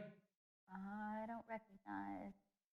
Oh, they got a photographer hanging around, so they must be doing something right. I bet that they're the housewives of someplace. So anyway, I fucking, I find that to be a nightmare. A nightmare, but I've corrected it. Chris, if you call me again, rest assured I will not be using earbuds. Understood. Stop judging me by my earbuds. I'm a full person like you are. I thought that would be some interest of only Dan. Well, Dan had all the theories. Only Dan, yes, because he's a kind of a well-rounded guy, if I'm going to be totally honest. I have theories about so much stuff. I know. Easy, Dan. I'll come to you one at a time. Don't overwhelm us with it. I just assumed Siri was doing something. Now, I don't use Siri on my phone. I don't think. Do I? I'm not sure. I think I used to, but I don't anymore. Let me just say, Siri, do you exist? Yeah, I think I took it off when all that shit happened. Oh, really? Yeah, I know I took the Alexa out of my house, too. Did you? Here, plug me in over there. I need some go-go juice. Uh-huh. I call it go-go juice. A lot of people call it battery juice. Some people just call it a recharge. Now, I have to tell you this documentary is out on Fred Rogers. And Tom Hanks is doing a movie about Fred Rogers. Fred Rogers, or Mr. Rogers, if you didn't know him as well as I did, is more popular now than when he had on the Mr. Rogers show. That's really weird. But I will say that I'm fucking crazy about Mr. Rogers. I always have been. But do you think that this is some kind of I'm scared and I want a nice voice to calm me down thing? Well, I think it is because more than anything, Mr. Rogers' Neighborhood was like a really like calming, relaxing force in a child's life. It wasn't like wacky, fun entertainment. It was just like everything's gonna be okay.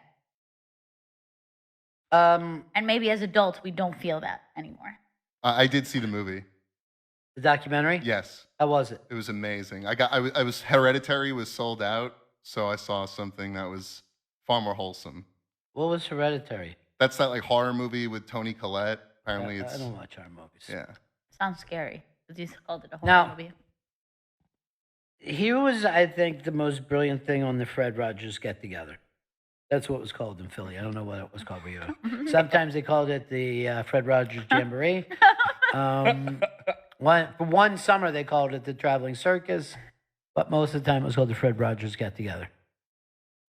I always thought that the Who Are the People in Your Neighborhood was the smartest fucking thing, because a lot of times you don't learn who people are. You know what I mean? You're just like, you'll go to a guy for years, give me cigarettes, give me cigarettes. You know nothing about him. There's something wrong with that. Yeah. This isn't a stranger. It's a guy you see all the time. For some reason, there was like the interaction with the regular neighborhood people, and then a lot of emphasis on jobs and things adults do, and like learning how the world works. I don't know why that was so calming to me as a kid. When then they're just like, let's just go into a peanut butter factory and see how they make the peanut butter. And I'm like, I love it. Let's look right here for people in your neighborhood. How many people work in this building that are brilliant, you know, and you might nod at them at the most? You know what I mean? Yeah. If that. There's plenty of people you probably see over and over that you're just like, I don't even have a nod relationship with. True. And why is that, though? I was listening to Lust for List on First Wave. First Wave is a great channel. But I love Lust for List because, let's say she had, what was his name from is it Paul? No, I don't even remember his name. But the guy who did Every Time You Go, he covered the big hit by I don't know Hall his & name. Oates. I think it's Paul. What is it? Paul Young? Right, Paul Young. I was going to guess Paul Verzi. Paul Young was pulling out his best fucking music of the 80s that he loved or whatever. And I'm listening to this show. I'm like, he's much more thoughtful. You know what I mean? Like, I treated him more or less like he was a pop singer. He's a very thoughtful artist. But then I think to myself, I listen to this show. I work at the same place for her. I never even have her in. What is wrong? And then I remembered, how many times I told you I want to book people from Sirius? At least half dozen times. Half dozen? Be honest, Chris. Dozens of times, most likely. Over the years. How many times have we done it? Never. Yeah, I have my good friend Eddie Trunk walk by every day. Me and him had a falling out because Chris and his producer had a falling out. And I'm old school. I back my fucking producers. Yeah, you do. I know my producer is wrong. I should squash it. Eddie won't have me on his show. There's so many different people that we haven't brought in here that would be interesting to our audience, and maybe they would find out other programming. Because here's what I found out about SiriusXM, and it's true of myself. There's like a 1.5 billion channels, literally 1.5 billion. Most of us listen to 5-6 channels tops. Tops. Yeah. You just get into your one thing. But it's like, isn't it? So it's like the coolest thing in the world that we're all in the same building. We all have different, types of shows. And it is really like. Billy Idol hosts a show on fucking First Wave. Yeah. And it's a great show. But you forget about it because you're like, oh, there's so many things. I'm listening to my own stuff. Ugh, crazy. I just found out Anne Heche hosts the weekend show. I didn't even know that. Dan, you seem like you know everything in programming. I work in programming, so I fancy myself, I have But a you little see what knowledge. I'm saying from a programming point of view? We don't interact enough.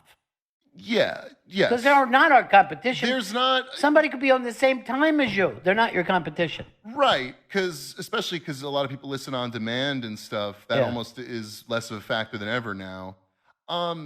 I think it's weird, right? Because all these new media companies like Netflix and stuff, they're just trying to have as much programming as possible, but a lot of it gets lost.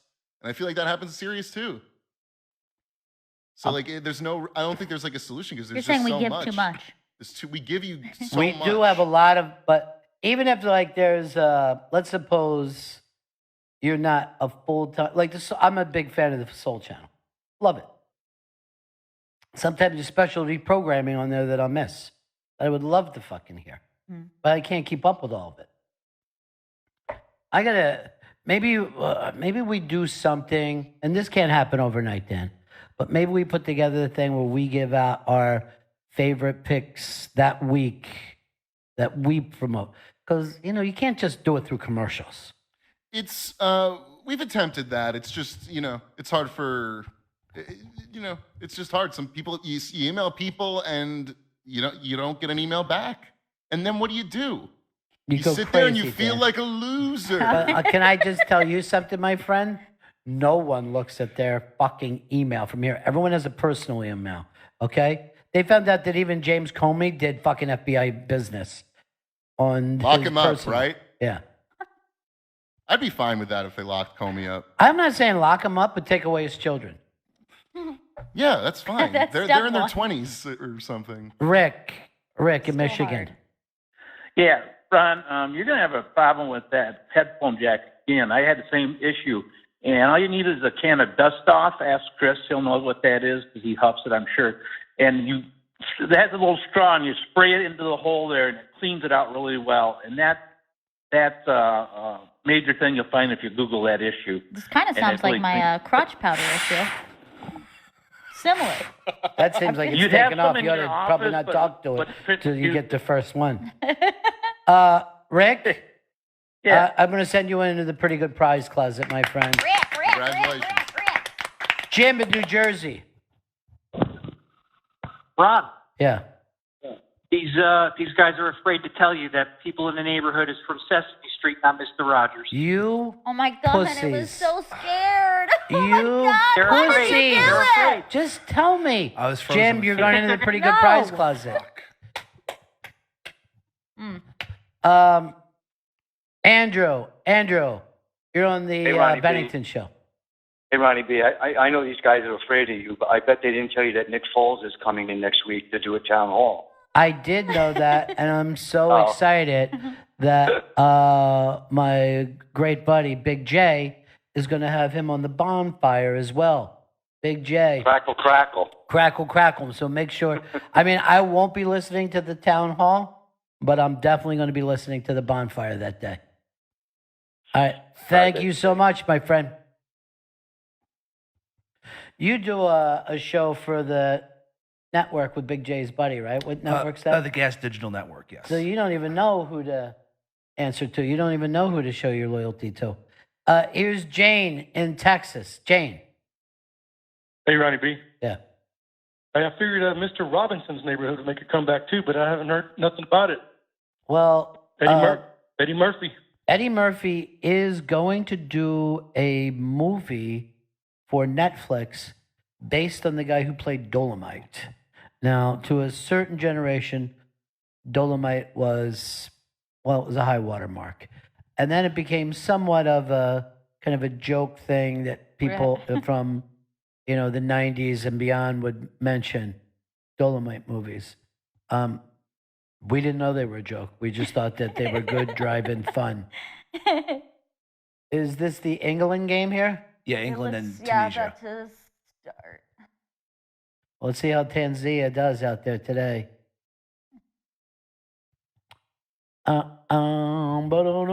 I can't wait to see if I can get that dust. What's it called? Dust knocker? Dust off. Dust knockers. Coming soon. Oh, and to defend Chris from before, Tanzania is a real country. Thank you. Thank you for having the balls to stand up for it and admit the truth. Love I don't you, know why buddy. he didn't Google it to back himself up. I know.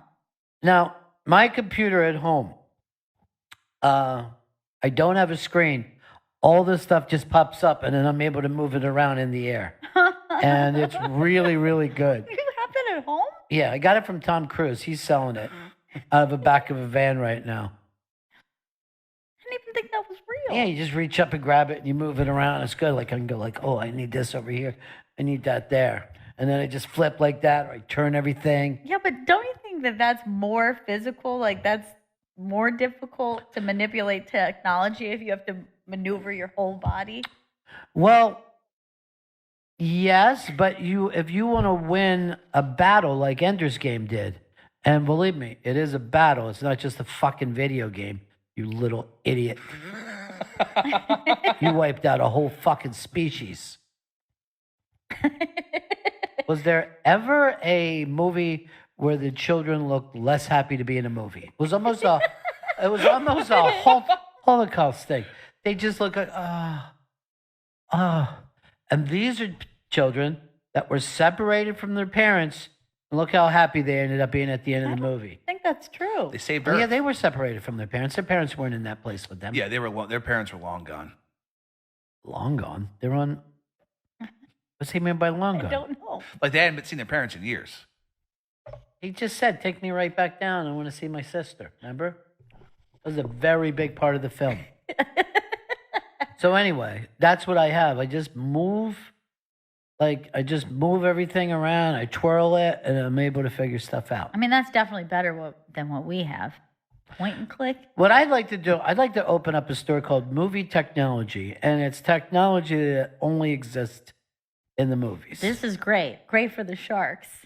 All right, if I'm going to say this, I'm going to give each one of you some technology that you could have from a movie. 844 Rock God, if you want to jump in on this, 844 Rock God. It's one piece of technology that exists in a movie, and you could have it yourself. What would it be? Gail, you look like you're moving your bunny eyes around a little bit. Yes. That's how you know I'm ready.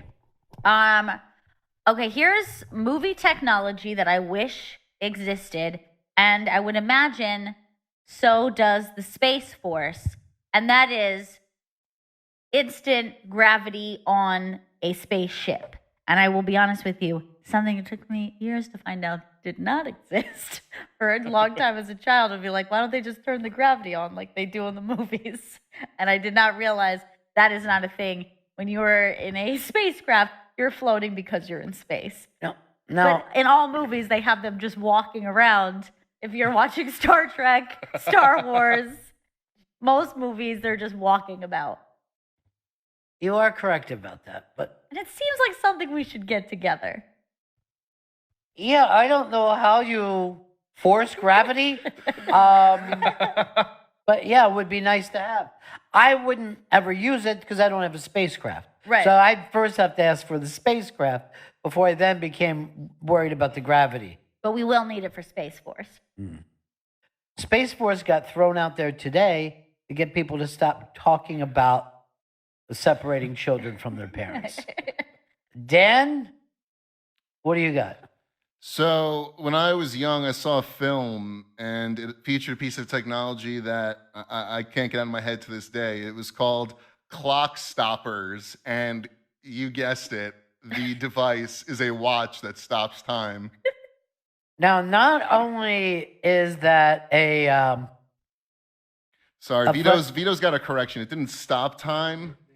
It just like sped up the wearer of the watch so much that But they were moving really fast. But from the relativity thing, that does stop time. It stops time for you. That your perception is that time has stopped. And that's all of our perception. But the problem with the film was that you aged really fast. Yeah, well, here's the thing. Not only was that clock stoppers a one-trick pony of there was nothing else to it besides that. But you know that it's now like a porn subgenre. Of time stop Yes. porn? Time stop porn, very big with the Asians. And they will stop and then grope the person. Yeah, they love it. Let me go to Tim. Tim, you get to have any movie technology. What would it be?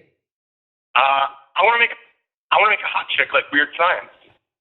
Now, we're closer to that than anything else. They actually said that there's a sex bot now who will turn down sex and say, not now. So you get to...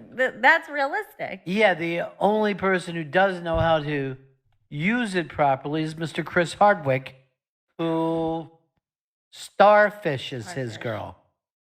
There's a starfish waiting in your room. I know you'd like to fuck it, but go ahead.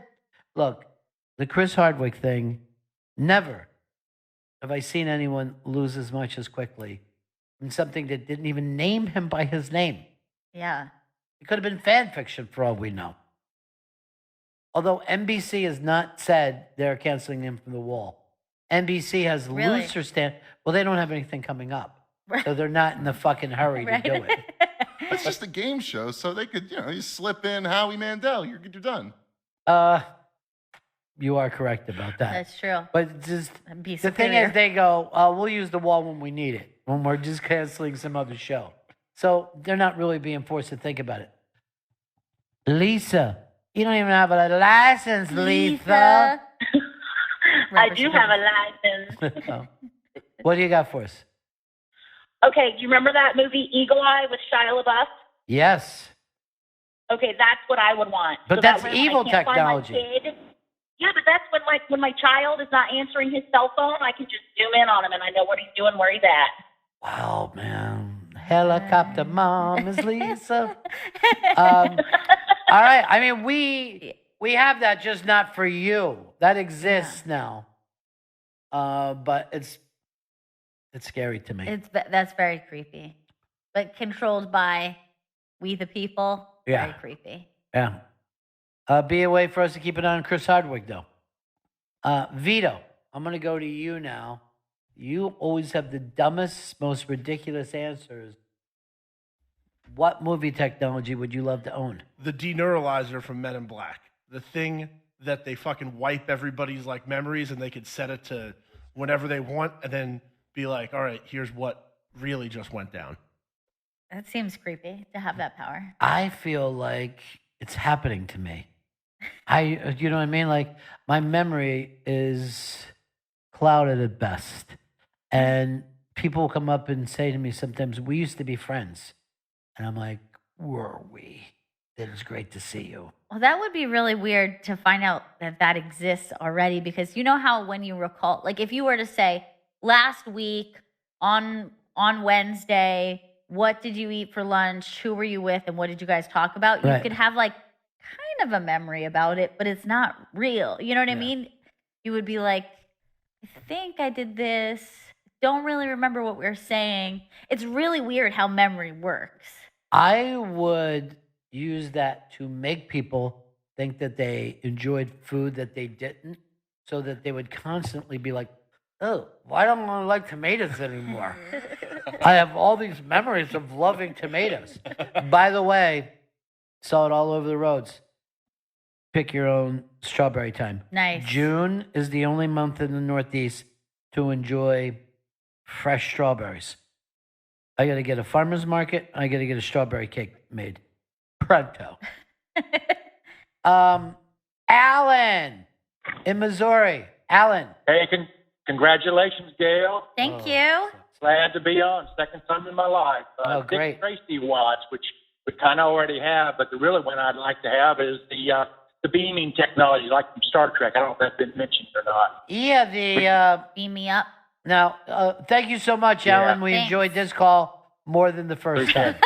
Much more than the first time. He's getting better. The Apple Watch failed pretty spectacularly, right? Yeah, Samsung tried to make one, that failed, and then Apple tried to make one, and I don't know anyone using one. No one wants something on their watch. I know. I know like maybe one or two people who bought one, but I've never really seen them actually using it. And you know, the people that I saw using it, it was like, oh my watch reminded me that I have a text.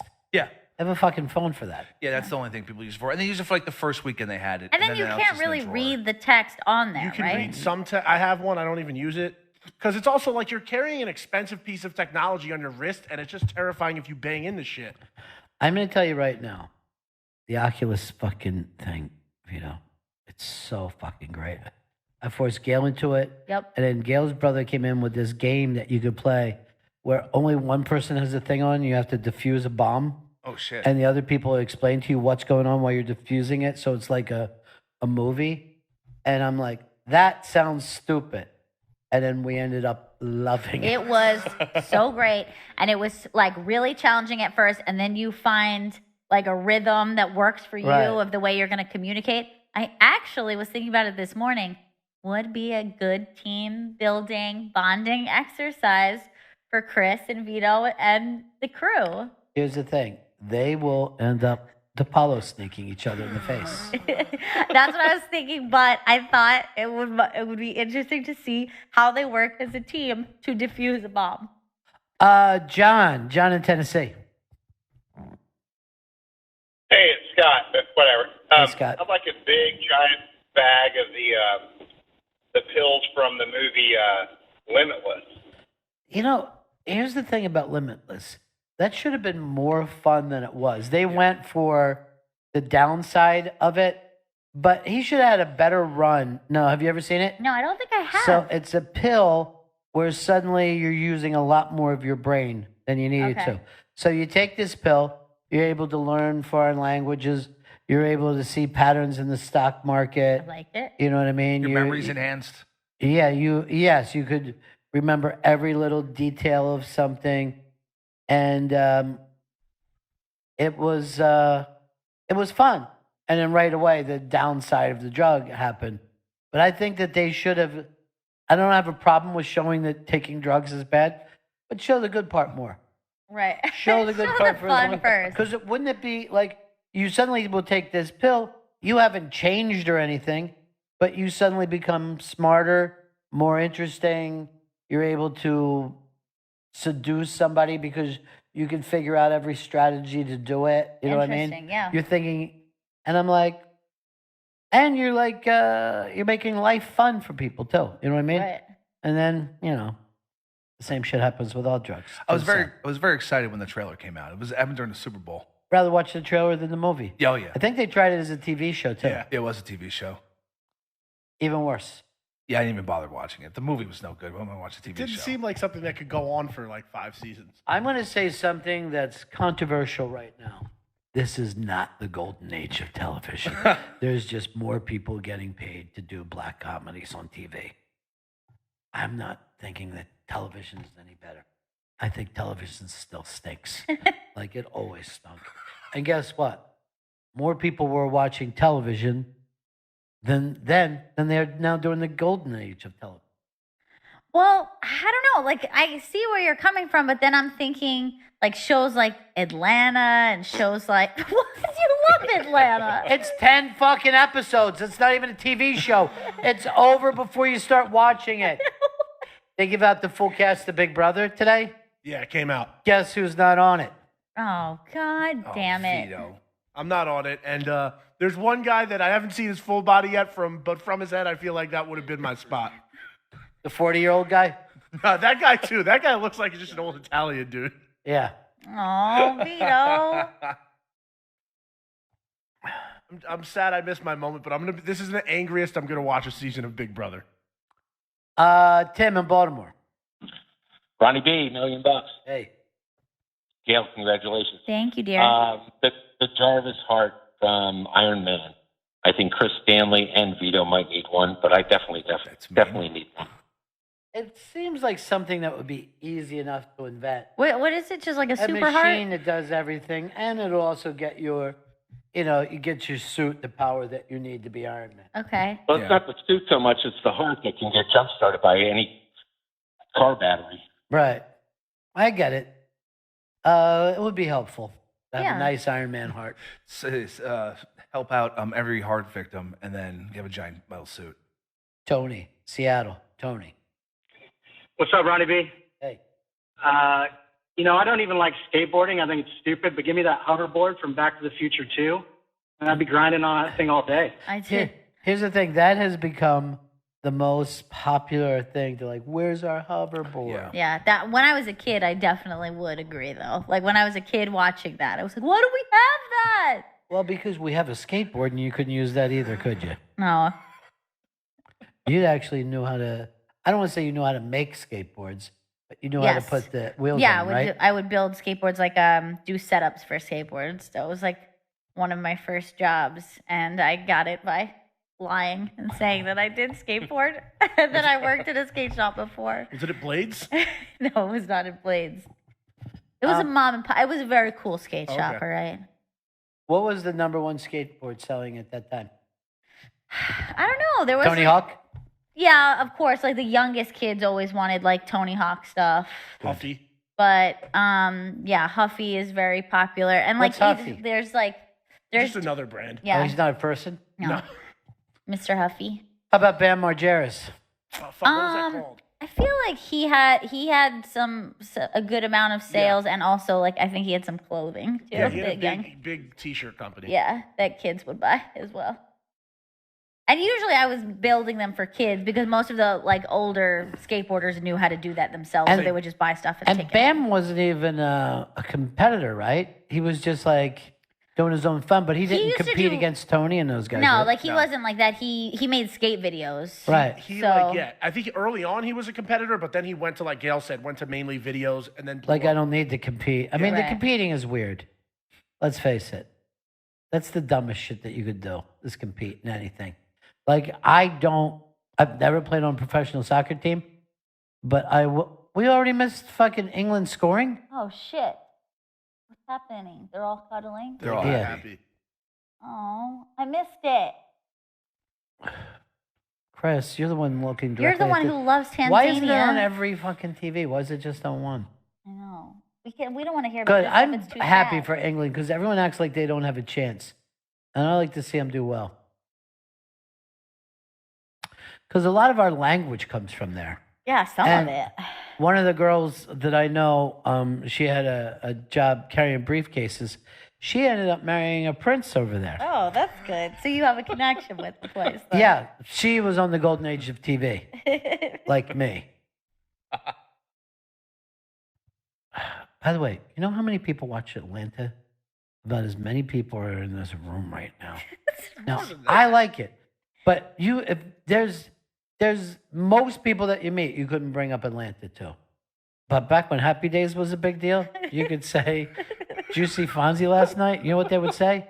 Hey.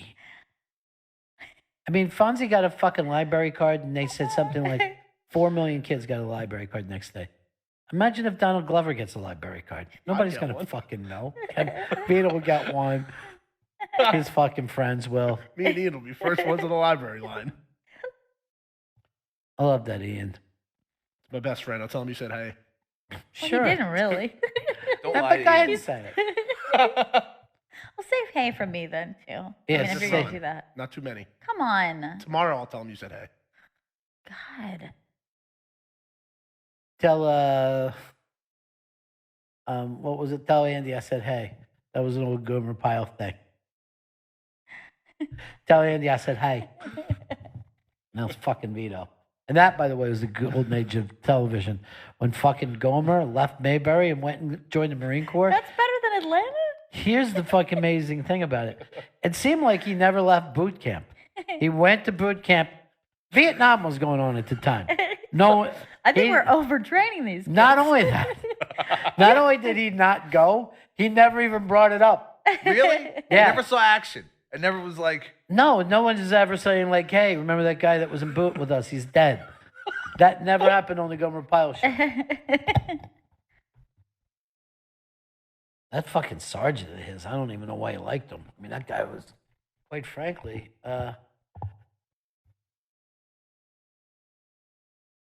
what the hell just happened there? Why is he leaving? One of the goalies got injured. Oh my God! Look, he's crying. Looks like it's tenacious. Aww. Oh, now they're saying a libtard in Birkenstocks came out and punched him in the face. That's not right. I just want to say to you and Dan, thanks for biting your tongue doing that, and thanks for supporting my guy, Nick Dipaolo. Nick is right to her, except for to some women. I'm not litigious, you know this. I do know that about him. He's not litigious. Ooh, ooh, ooh, ooh, ooh, ooh. Hey, Tim, Strong Island. Hey, Ronnie. Yeah. Oh, what about the technology from Inception that go into dreams and fuck with them? That was running again over the weekend on one of the fucking like IFC, whatever ads commercials where you think you're watching a movie and then commercials pop in. So fucking disappointing.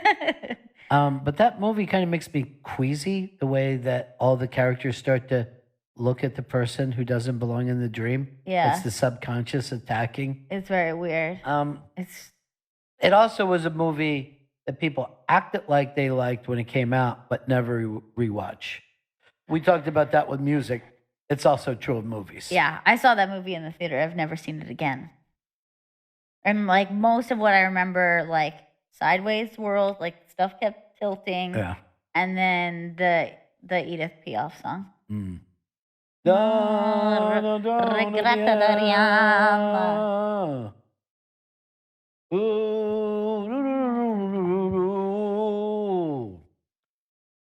Jeff and Nolens. Hey, how y'all doing? Hey, man. Gail, congratulations. Oh. Rod, happy late Father's Day. You're not my son. Chris from Puerto Rico. And Vinny, or whatever your name is over there, the guy. Okay. All good. Yeah. Denny loves you. Freaky Friday. Yeah. Freaky Friday. Freaky Friday's not exactly science fiction. It's more fantasy. But I can see where you're going. But I wish we had the technology for it. I wish Chris has a way of being in a child's body. His dick! You just look at himself naked. Holy shit, fatty. But he has Wait, a what point. did you mean by that? Baby tech? Because he touches kids. Oh, okay. So he would just get naked and look at himself the whole day. No, That's how you're going to spend your Freaky Friday? I enjoy adults, not children. That's how he spends Fridays already. What the fuck? I just want to say something about your girlfriend. Yes. And the fact that our government separated her from her children. That's really sad. It's And I terrible. didn't even know that she was a mom. I just wanted to point out this. This is not a fucking internment camp, okay? Don't bring your fucking kids here. Just want an anchor, baby. A friend of mine got their citizenship this week. And the funniest thing to me, I saw the video, as soon as they all got their papers, they played the song, I'm Proud to Be an American. I'm proud to be an American. That's not an official song of any kind. No. But everybody was just standing there holding their stuff. God. I remember American Idol used to play the shit out of that the first few seasons, and the finale, every year the cast would come out and sing that together. Man, I caught a little bit of America's Got Talent last night. They love a comedian that has like this one had Tourette's, but remember they had another one who had some kind of thing. Yeah, So yeah. they love a comedian with some kind of a physical ailment like that. Hmm. I don't know why they do. Well,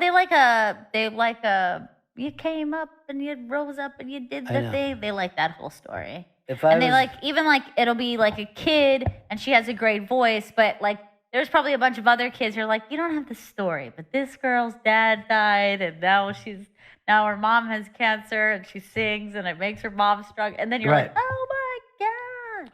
Now, I think there is a lot of comedians with, I'll call it light mental illness. Okay. Yeah, I can see what you mean. Like anywhere from like OCD. anxiety disorder, Depression, Yeah. addiction, which I consider a mental illness. And Agreed. every time I bring that up to people, I'm like, come on, you know it is. You know what I mean? You know that's or at least it's covering for a mental illness. Right. But it a goes hand in- fucking mentally healthy person doesn't get addicted to something. Yeah. So that's all I got to say about that, you fucking mentally ill people. Don't ever yell at me. Stop calling us mentally ill. Well, you are. Why are you in this? You see any fucking normal person in this meeting trying to hold on today? Anyway, I've got a fucking... I didn't mean to get that far off base. It was supposed to be a fun talk about science fiction. Chris used to like science fiction. He doesn't anymore. I'm going to guess what Chris is going to be right now. Ready? Yeah. Thor's hammer. Wolverine. A hammer. Look, let's think about Thor's hammer. You can throw a hammer that's got a fucking string on you, and then that'll pull you. This is impossible. I always wanted the Jack from Existence. Remember the movie Existence? Existence. Existence. that jack they plugged into for the full virtual reality world. I just want you to know before you jumped in, I started a conversation. We could all have fun with Thor's hammer, but you didn't want any part of it. We all know Thor's hammer much more than this jack from existence. First of all, it's a disgusting movie. It's gross. I don't like a movie that makes a squish all the time. There's always a Yeah, and it's like through the fleshy. Yeah. What are the Thor movies called? Like Thor. No, but like what are they? Marvel. Like there's a Marvel. big group and they're all together. Marvel Cinematic Universe. All Avengers. right. Justice Avengers. League. That's what it is. I walked in last night and someone was watching Avengers when I had come home and I was like, what is this? I don't want to watch this. So I had to leave the room. But before I did, I noticed that Thor is so much the character seems like an impression of Wesley from Princess Bride. It was like the same delivery and same kind of like smarmy but funny and like Right. I was like, he's delivering every line like Wesley. It was really weird to me. He also, when he says Thor's hammer, he means his penis. Let's take a look at Thor's hammer. You gotta- Gross. Hammer of the gods.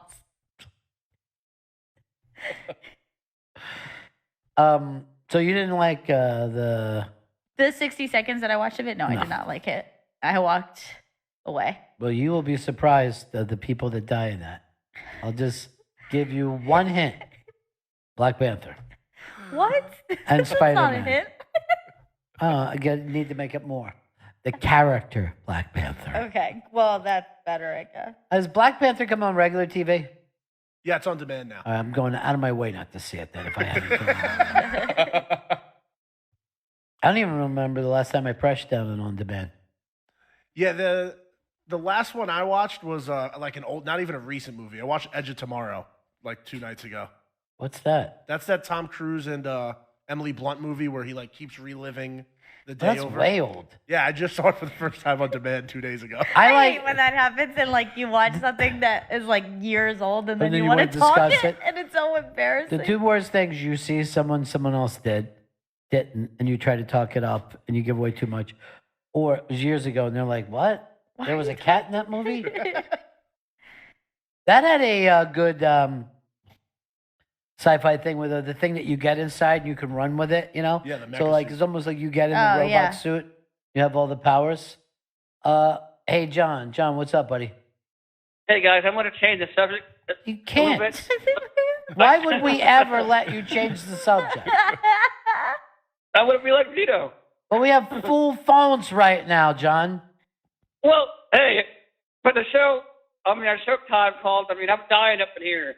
Is that based on any recent comments that you know? First of all, just think of how fucking stupid it would be to call your show, I'm dying up in here. Up in here?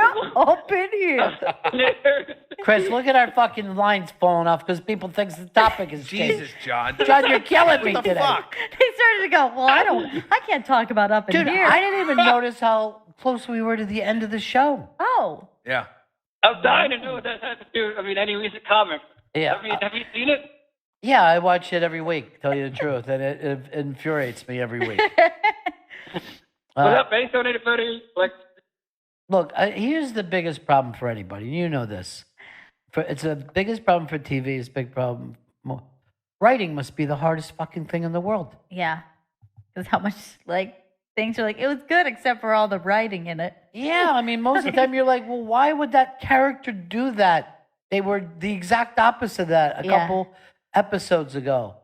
And, why are they acting the way they are? And I'm like, even TV shows or movies that you love, if you watch them enough or you're, it's episodic and you watch it all the time, you're being obsessive about the storyline. And then you start to go, well, that doesn't seem like that person would react that way because they did this in a previous episode. Right. And then you start to be like, well, they have a whole world of things that they're building, but it's just like, but why do I notice this? I know. Like, I'm just I think that they're so afraid that they can't hold our attention that they need to do dramatic things. So, like, if this show, I would probably stab Vito in this show just to have something like, you fucking missed that, but it would make no sense that I would ever stab Vito. Right. You'd want to, but Yeah, I always want to, but I don't. But there's this new show out called Succession, and it's basically the Murdoch family, right? And the guy who built the empire is getting old, and the Shakespearean aspect of the children Yeah. all moving back and forth to see who's going to run this, and the fact that because the children grew up in business and competition, that they don't treat their siblings lovingly. They treat them as if it's someone they're competing with. Right. I think it's a great premise. They're moving too fast. I saw 2 episodes. I'm like, slow it down, man. You know what I mean? Yeah. Let us pick up the subtleties of this. And we don't need to know, 9 different characters might end up with the old man's company. I also think that with TV shows, I mean, maybe it's so hard to know how long of a run you're going to get, but I don't like how quickly they'll establish a world and then go, all right, now we'll break the rules of that world. Westworld did it. I feel like Handmaid's Tale in the first season had to do something like that. And now in the second season, we're like, let's get back to the world and reestablish some of the things that we missed from the first. Because they kind of jumped out of it. Like already people are breaking out and trying to get away. Now I know not to watch that. It's a great show. You just complained about it? No, it's my I haven't favorite. started it yet. Well, it's a wonderful show, except for how dark and horrifying it is. I have said before, this is not a golden age of television. It is. Then why did Handmaid's Tale fuck up the end of the first season? And there was something else I was going to say. It was driving me fucking nuts, What too. was it? Something to do maybe with TV? Something. Ball buster. You're a ball buster. Ever since you got those bunny eyes, you act like you're better than everybody. Well, guess what? You ain't. Bunny eyes.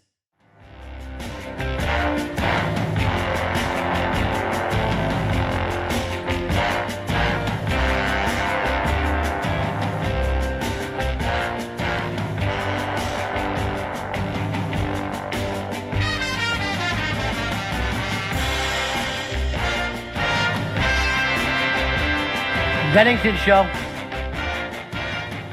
In World Cup news, England tied right now, 1-1. The big countries are not running away with this. No. They're If anything, they're in real trouble. They're giving them a run for their money. We could see an Iceland winning the whole thing. Mark my words, folks. Write it down on your arm and then go to a tattoo shop and have the tattooist tattoo it on you. Chris is trying to keep it a secret, but I'm going to let you know. It's an Unmasked with Ron Bennington and Rich Voss. 2 buddies. There's nobody I like better than Voss. If I could like you, I'll like you a tie with Voss. Oh. He always makes me laugh on and off stage. And this roast that he's done is just brilliant, and it's open to everybody now that would like to go to that. But Chris is going to tell you about the Unmasked. Unmasked with Rich Voss, that's happening next Tuesday, June 26th at 5 p.m. at the Fat Black Pussycat in New York City. You go to theinterrobang.com for free tickets. Just fill out the form. And then vossroast.com to purchase or rent the Rich Voss roast. That is going to be so much fun. Yeah. And I'm crazy about where this show is going to be. I think it's going to be such a fun room to do this. Oh, it's going to be a fantastic room. Yeah. It's one of my favorite rooms in the world. It's just bizarre. It's such a cool experience.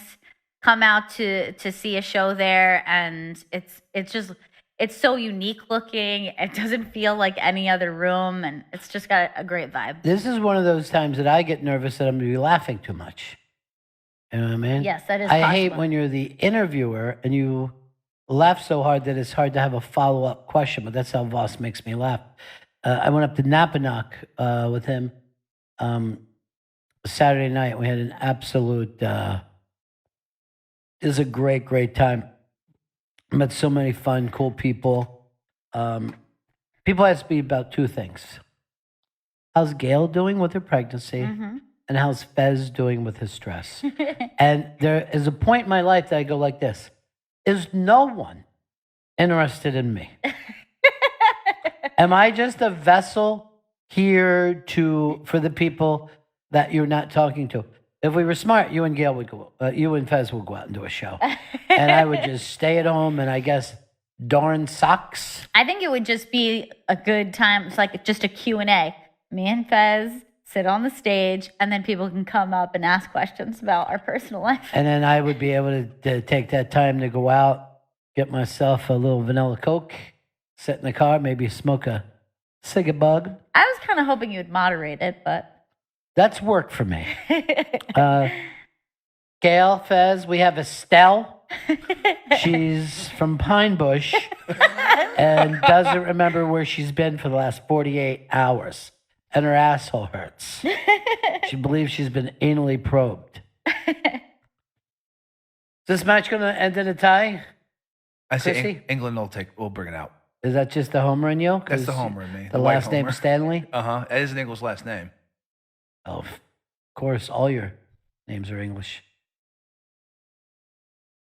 I mean, they got 45 minutes. What's your middle name? William. Aww. Why don't we call you Billy Boy? I like Billy Boy. Where have you been, Billy Boy, Billy Boy? Where have you been, Billy Stanley? You've been molesting a puppy. Oh my God. Ew. Billy Stanley's gross. Yeah, he is. He's fucking filthy and dirty and naughty. You're a naughty Billy. I feel like I need to plug some stuff before we go. This was the fastest show. We've just discussed it during the break. The fastest show we've ever done in our lives. It's really weird. I feel like we just sat down here.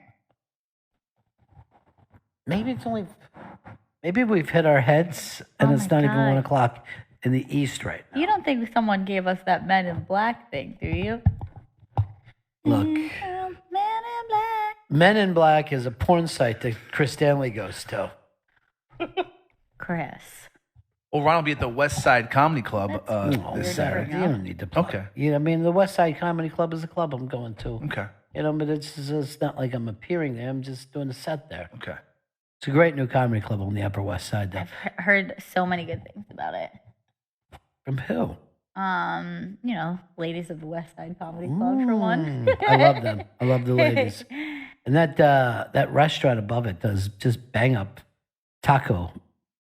It's like a beachy California surfy I like it. Malibu taco thing, and people just line up. What is it?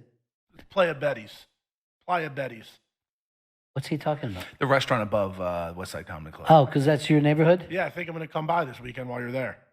You do something that Chris Stanley never does. He only goes to Doug Loves Movies, which, by the way, is up. Gail, you got to hear my big swerve at the end of it. And it is a big swerve. I don't want to say anything because maybe people haven't checked out the episode, but you should. Could we tweet that? We without can. saying there's a big swerve? Yeah. Have you listened to it yet, Vito? I've not listened to it yet. All right, listen to it tonight. Okay. There's nothing crazier. And I think everyone on the stage would agree with me.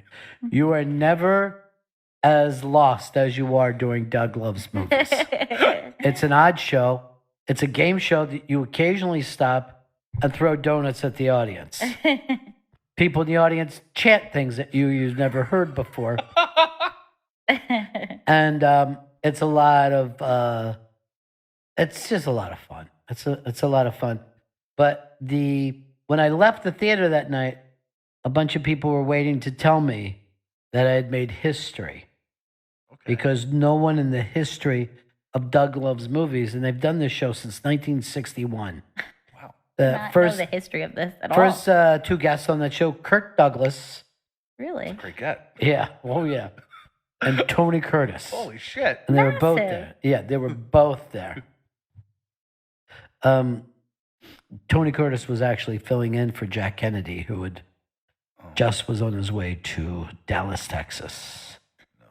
Early morning, April 4, when shots rang out in the Memphis sky. Do you know what the first thing that they said when Jack Kennedy was killed? What? A piper is down. I repeat. A piper is down. Why is it Mike Myers made us come back? I don't know. I'm ready for it. I've got the perfect comeback thing from Mike Myers. What is it? I don't want anybody to steal it from me, so I shouldn't even put it on the air. Okay. All right, you pulling my leg, I'm going to do it. Austin Powers 4. I'd be there. I would never think to do that. That's really smart. Guess what? The entire thing filmed in Austin, Texas, where Tito started it all.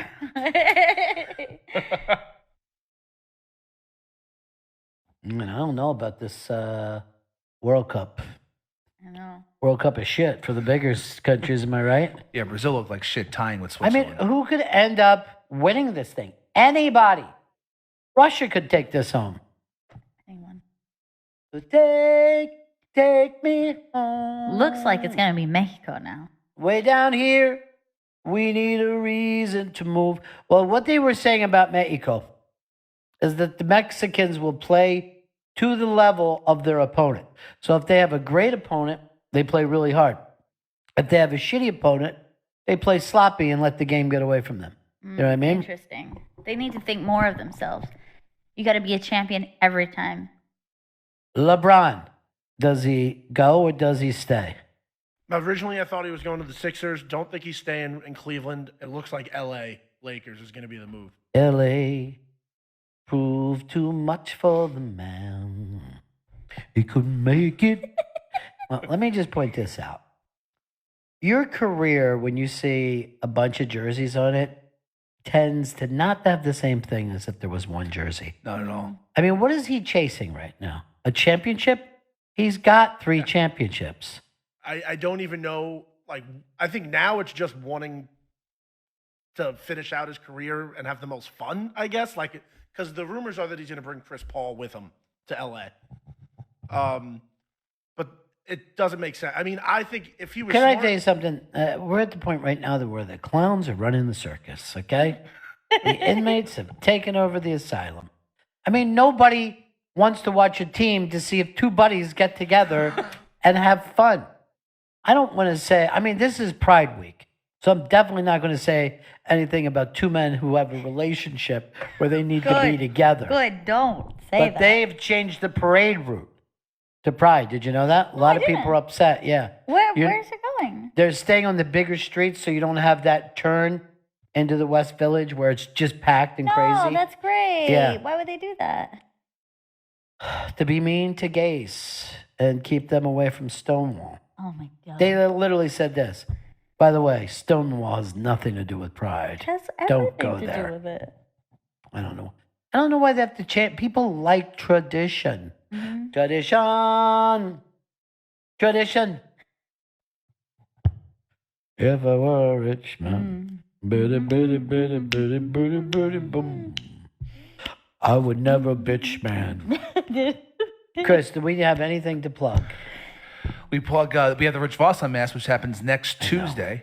I know. June 26th at 5 p.m. at the Fat Black Pussycat in New York City. Terrabang.com for free tickets. VossRoast.com to purchase or rent the Rich Voss Roast. I think I'm going to purchase it more than rent. Yeah. I want to own it. I agree. Peter, which are you going to do? Purchase or rent? I'm a purchase guy. Smart. SUNY purchase grad over here. Take a Oh wild my guess. God, I just thought of this. So in this fucking movie I told you about, Succession, they're like, they're basically the Murdoch family that owns Fox. So the dad has like a stroke and they have to rush him to the Upper East Side. And they're like, well, who's the doctor? Who is this guy? Can we get his neurosurgeon? I'm not going to be listening to Dr. SUNY Purchase telling me what I need to do. And I fucking screamed. I hit pause, I rewound, I made your mom come back into the room. It's a fine school. I know, but it was nice that it just showed up. Yeah. I know a lot of people are like, what? You know what I mean? Like, you didn't live around here. All right, that's it for us, everybody. Very fast show. I'll just say this, John, never change the direction of the show again. Go along with us. Don't fight the current. We'll see you guys again in 1974. Ladies and gentlemen, the evening is over. We hope you all enjoyed yourselves, and we'll see you all again in 1974. Good evening!